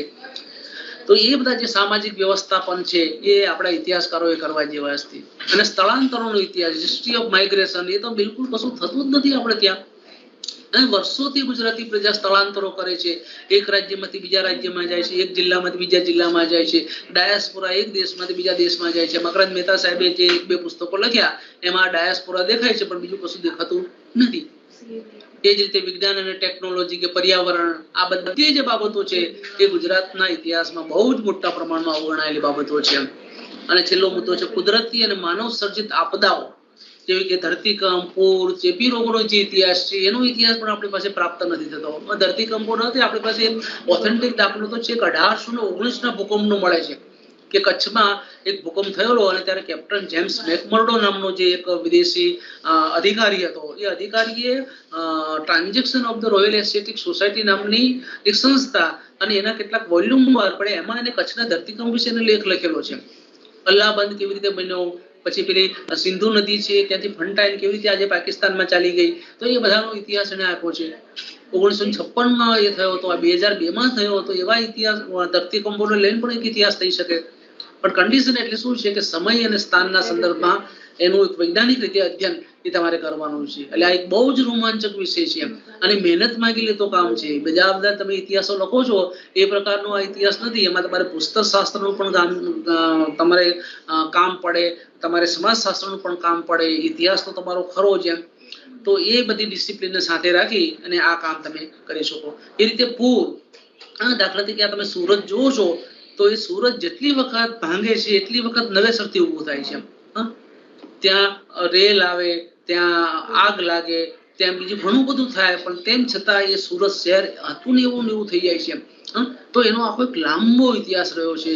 એ તાપી નદીમાં પૂર આવવાનો હોય કે પછી સુરતમાં આગ લાગવાનો હોય, તો એ બધી જે બાબતો છે આપણા ઇતિહાસમાં આવવાની બાકી છે. અને ઘણું એનું વિગતો છે, પુષ્કળ પ્રમાણમાં વિગતો છે. એ જ રીતે ચેપી રોગોનો ઇતિહાસ છે. દાખલા તરીકે આપણે ત્યાં પેલા પ્લેગ છે કે મેલેરિયા છે કે શીતળા છે, એવા બધા જે રોગોનો ઇતિહાસ એક લાંબો ભૂતકાળ ધરાવે છે. તો એનો પણ ઇતિહાસ લખવા માટેની એક જરૂરિયાત છે. અને એક છેલ્લો અવગણાયેલો મુદ્દો, એ મુદ્દો એટલા માટે બહુ ભલામણ કરવા જેવો નથી, અને એ મુદ્દો છે કે communal consciousness and communal tension in Gujarat. એટલે ગુજરાતમાં કોમી ચેતના અને કોમી તોફાનો, આનો જે ઇતિહાસ મને લાગે છે અત્યાર સુધીમાં કોઈએ પણ કલમ ચલાવી હોય એવું મને ધ્યાનમાં નથી, સિવાય કે પ્રોફેસર મકરંદ મહેતાએ વર્ષો પહેલા નયા માર્ગમાં એક લેખ લખેલો, કોમી તોફાનો અને ચેતના વખતે જે ગીતો ગવાતા હતા એનો આખો ઇતિહાસ એમને એક નાનકડા લેખમાં આપવાનો પ્રયત્ન કર્યો હતો. પણ એના વિશે વધારે કશું છે જ નહીં. એટલે એ આમ બહુ સાહસ કરવા જેવો મુદ્દો પણ નથી, કારણ કે આ એટલું એક ઉત્તેજિત ક્ષેત્ર છે. હિન્દુ અને મુસ્લિમોનો ઇસ્યુ હોય કે હિન્દુ અને પારસીઓનો ઇસ્યુ હોય કે પારસી અને મુસ્લિમોનો ઇસ્યુ હોય, એમની વચ્ચે એક કોમી ચેતના કેવી રીતે ઊભી થાય છે, કોમી તોફાનો કેવી રીતે થાય છે, એ બધાનો ઇતિહાસ એક રોમાંચક ઇતિહાસ છે. અને તમારે 36ની છાતી સાથે લખવા જેવો એક ઇતિહાસ છે. જેવા તેવા કાચા પોચા સંશોધકો એમાં હાથ ન નાખવો જોઈએ.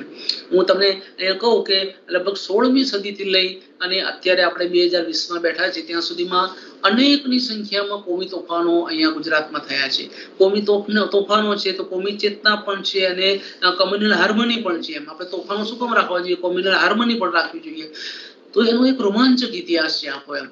અને મારું તો એક આકલન એવું છે કે 1920 થી લઈને 1947 જે ભારતના ઇતિહાસમાં ગાંધી યુગ તરીકે ઓળખાય છે, અને એ ગાળા દરમિયાન જેટલા કોમી તોફાનો થયા છે એટલું ભારતના ઇતિહાસના કોઈ કાળમાં નથી થયા. તો એનો જે ઇતિહાસ છે એ પણ એક લખવા જેવો બહુ મહત્વનો મુદ્દો છે. એટલે આ અગણિત ક્ષેત્રોમાં મેં વાત કરી કે આટલા ક્ષેત્રો છે કે જેમાં ગુજરાતના ઇતિહાસકારોએ કલમ નથી ચલાવી, પણ આપણે માત્ર ચિંતા નથી કરવી. કેવી રીતે આ બધું કામ કરી શકાય એના છેલ્લા 5 મુદ્દા અને પછી એક છેલ્લું લખાણ વાંચીને મારી વાતને હું પૂરી કરીશ. એક અગત્યની વાત છે કે ઇતિહાસના અધ્યાપકે કંઈક પ્રદાન કરવાનો સંકલ્પ લેવો જોઈએ. તમે જ્યાં પણ નોકરી કરતા હોય, સાઉથ ગુજરાત, સૌરાષ્ટ્ર કે ઉત્તર ગુજરાત કે પંચમહાલમાં, એને પોતે જે વિસ્તારમાં રહેતો હોય ત્યાં એના ઇતિહાસ માટે કંઈક સંકલ્પ કરવો જોઈએ કે મારે આ ક્ષેત્ર માટે કરવું છે. એક અગત્યની એમફિલ અને પીએચડી નું સંશોધન છપાવવું જોઈએ કે પોતે એમફિલ કરે, પીએચડી કરે, આટલું મહેનત કરે છે અને એ 4 કોપી લાઇબ્રેરીમાં પડી રહે એમ નહીં, પણ એ શુડ બી પબ્લિશ. ઇતિહાસકારે પોતાનું સ્પેશિયલાઇઝેશન કરવું જોઈએ. ઉછળકૂદ નહીં કરવી જોઈએ, ઘડીક આના વિશે લખે, ઘડીક આના વિશે લખે, ઘડીક ત્યાં જાય એમ નહીં, પણ એક સ્પેશિયલાઇઝ ફિલ્ડમાં પોતાનું કામ કરવું જોઈએ. અહીં પ્રોજેક્ટ તરીકે લેખન કરવું જોઈએ. આપણે ઘણા બધા લોકો એમ છે એક સામટું લખી નાખવું એમ. હવે એક સામટું કશું લખાતું નથી, પણ એક તબક્કાવાર અને એક આર્ટિકલના ફોર્મમાં લેખના સ્વરૂપમાં અને તમારી ફ્રેમ હોવી જોઈએ કે આ ફ્રેમમાં મારે લખવાનું છે, મારે આ કન્ટેન્ટ સાથે લખવાનું છે. અલગ અલગ ઉછળકૂદ નથી કરવાની, ઘડીક આ લખ્યું ઘડીક આ લખી લે, એટલે તબક્કાવાર અને લેખ સ્વરૂપમાં લખી શકાય. તો પછી આવા બધા મહેણાઓ જે છે આપણે સાંભળવા ના પડે. અને ટીમ વર્ક તરીકે જે ગુજરાતમાં મને એમ લાગે છે બહુ જ મોટા પ્રમાણમાં એનો અભાવ દેખાય છે. કે ટીમ વર્ક તરીકે તમે જે કરો છો એ નથી. અમે હમણાં હરિપ્રસાદ શાસ્ત્રીનો દાખલો આપ્યો, ગુજરાતનો રાજકીય અને સાંસ્કૃતિક ઇતિહાસ 9 ભાગમાં લખ્યો છે, પણ એમની ટીમ કેટલી મોટી હતી આખા ગુજરાતનો ઇતિહાસ કરવાની. કમસે કમ 50 થી 60 જેટલા અધ્યાપકો પ્રોફેસરો હતા, અને ત્યારે આ સરસ મજાની ગ્રંથ શ્રેણી મળી. એટલે આપણી સામે આ નમૂનો છે કે ભાઈ એ નમૂનાને સામે રાખીને આપણે આ કામ કરી શકીએ. અને સૌથી અગત્યની વસ્તુ કે ઉતાવળ ન કરતા ધીર ગંભીરપણે સંશોધનમાં વ્યસ્ત રહેવું. એમ હા, ઇતિહાસ સંશોધન એ ઉતાવળે કરવા જેવી વાત જ નથી. એમ હા, અત્યારે ભલે વોટ્સઅપ નો યુગ હોય, ફેસબુક નો, ટ્વિટર નો, ફલાણું કે ભાઈ આપણે આ લેખ લખીને મૂકી દીધું, પણ એનો કશું નથી થતું. એ ખાલી ટ્વિટરમાં પડ્યું રહેતું હોય છે, તમને એકાદ બે લાઈક મળતી હોય છે, પણ વર્ષો પછી એક પેઢી તમને યાદ કરે કે ભાઈ આ એક કામ છે. એ રીતે ઉતાવળ નહીં કરવાનું, પણ ધીર ગંભીરપણે કરવું જોઈએ. અને છેલ્લે એક વાક્ય હું ઘણી બધી જગ્યાએ બોલું છું, એ અહીંયા કરી અને તમારી સામે મારી વાતને પૂરી કરીશ, મારી વાણીને વિરામ આપીશ. એ છે કે ઇતિહાસકારે પોતાના લખાણરૂપી ઉત્પાદનના વેચાણની અપેક્ષા વગર પોતાની ઇતિહાસરૂપી વાડીનું ખેડાણ તથા ઉત્પાદન ચાલુ રાખવું જોઈએ. તેને તાત્કાલિક ફળની કોઈ અપેક્ષા ન રાખવી જોઈએ. તેના કામમાં દમ હશે તો એક દિવસ તેની કદર અવશ્ય થવાની જ છે. તેમાં સવાલ માત્ર સમયનો જ છે. એટલે એકદમ બધું આપણે નથી કહેતા ઉતાવળે આમાં નથી પાકતા. આ હિસ્ટ્રીનું જે રાઇટિંગ છે લાંબા ગાળે એના ફળ મળતા હોય છે. આ જે વાક્ય છે એ એડવર્ડ ગિબન નામનો યુરોપનો ઇતિહાસકાર, જેણે પોતાના પુસ્તક the decline and fall of Roman empire, જે 5 ભાગમાં પુસ્તક છે, એમાં આ વાત એને લખી છે. અને આ વિધાન સાથે, આ વાક્ય સાથે મારી વાતને હું પૂરી કરું છું. Thank you very much. Thank you, Dr. Arun Waghela sir, for sparing your valuable time with us.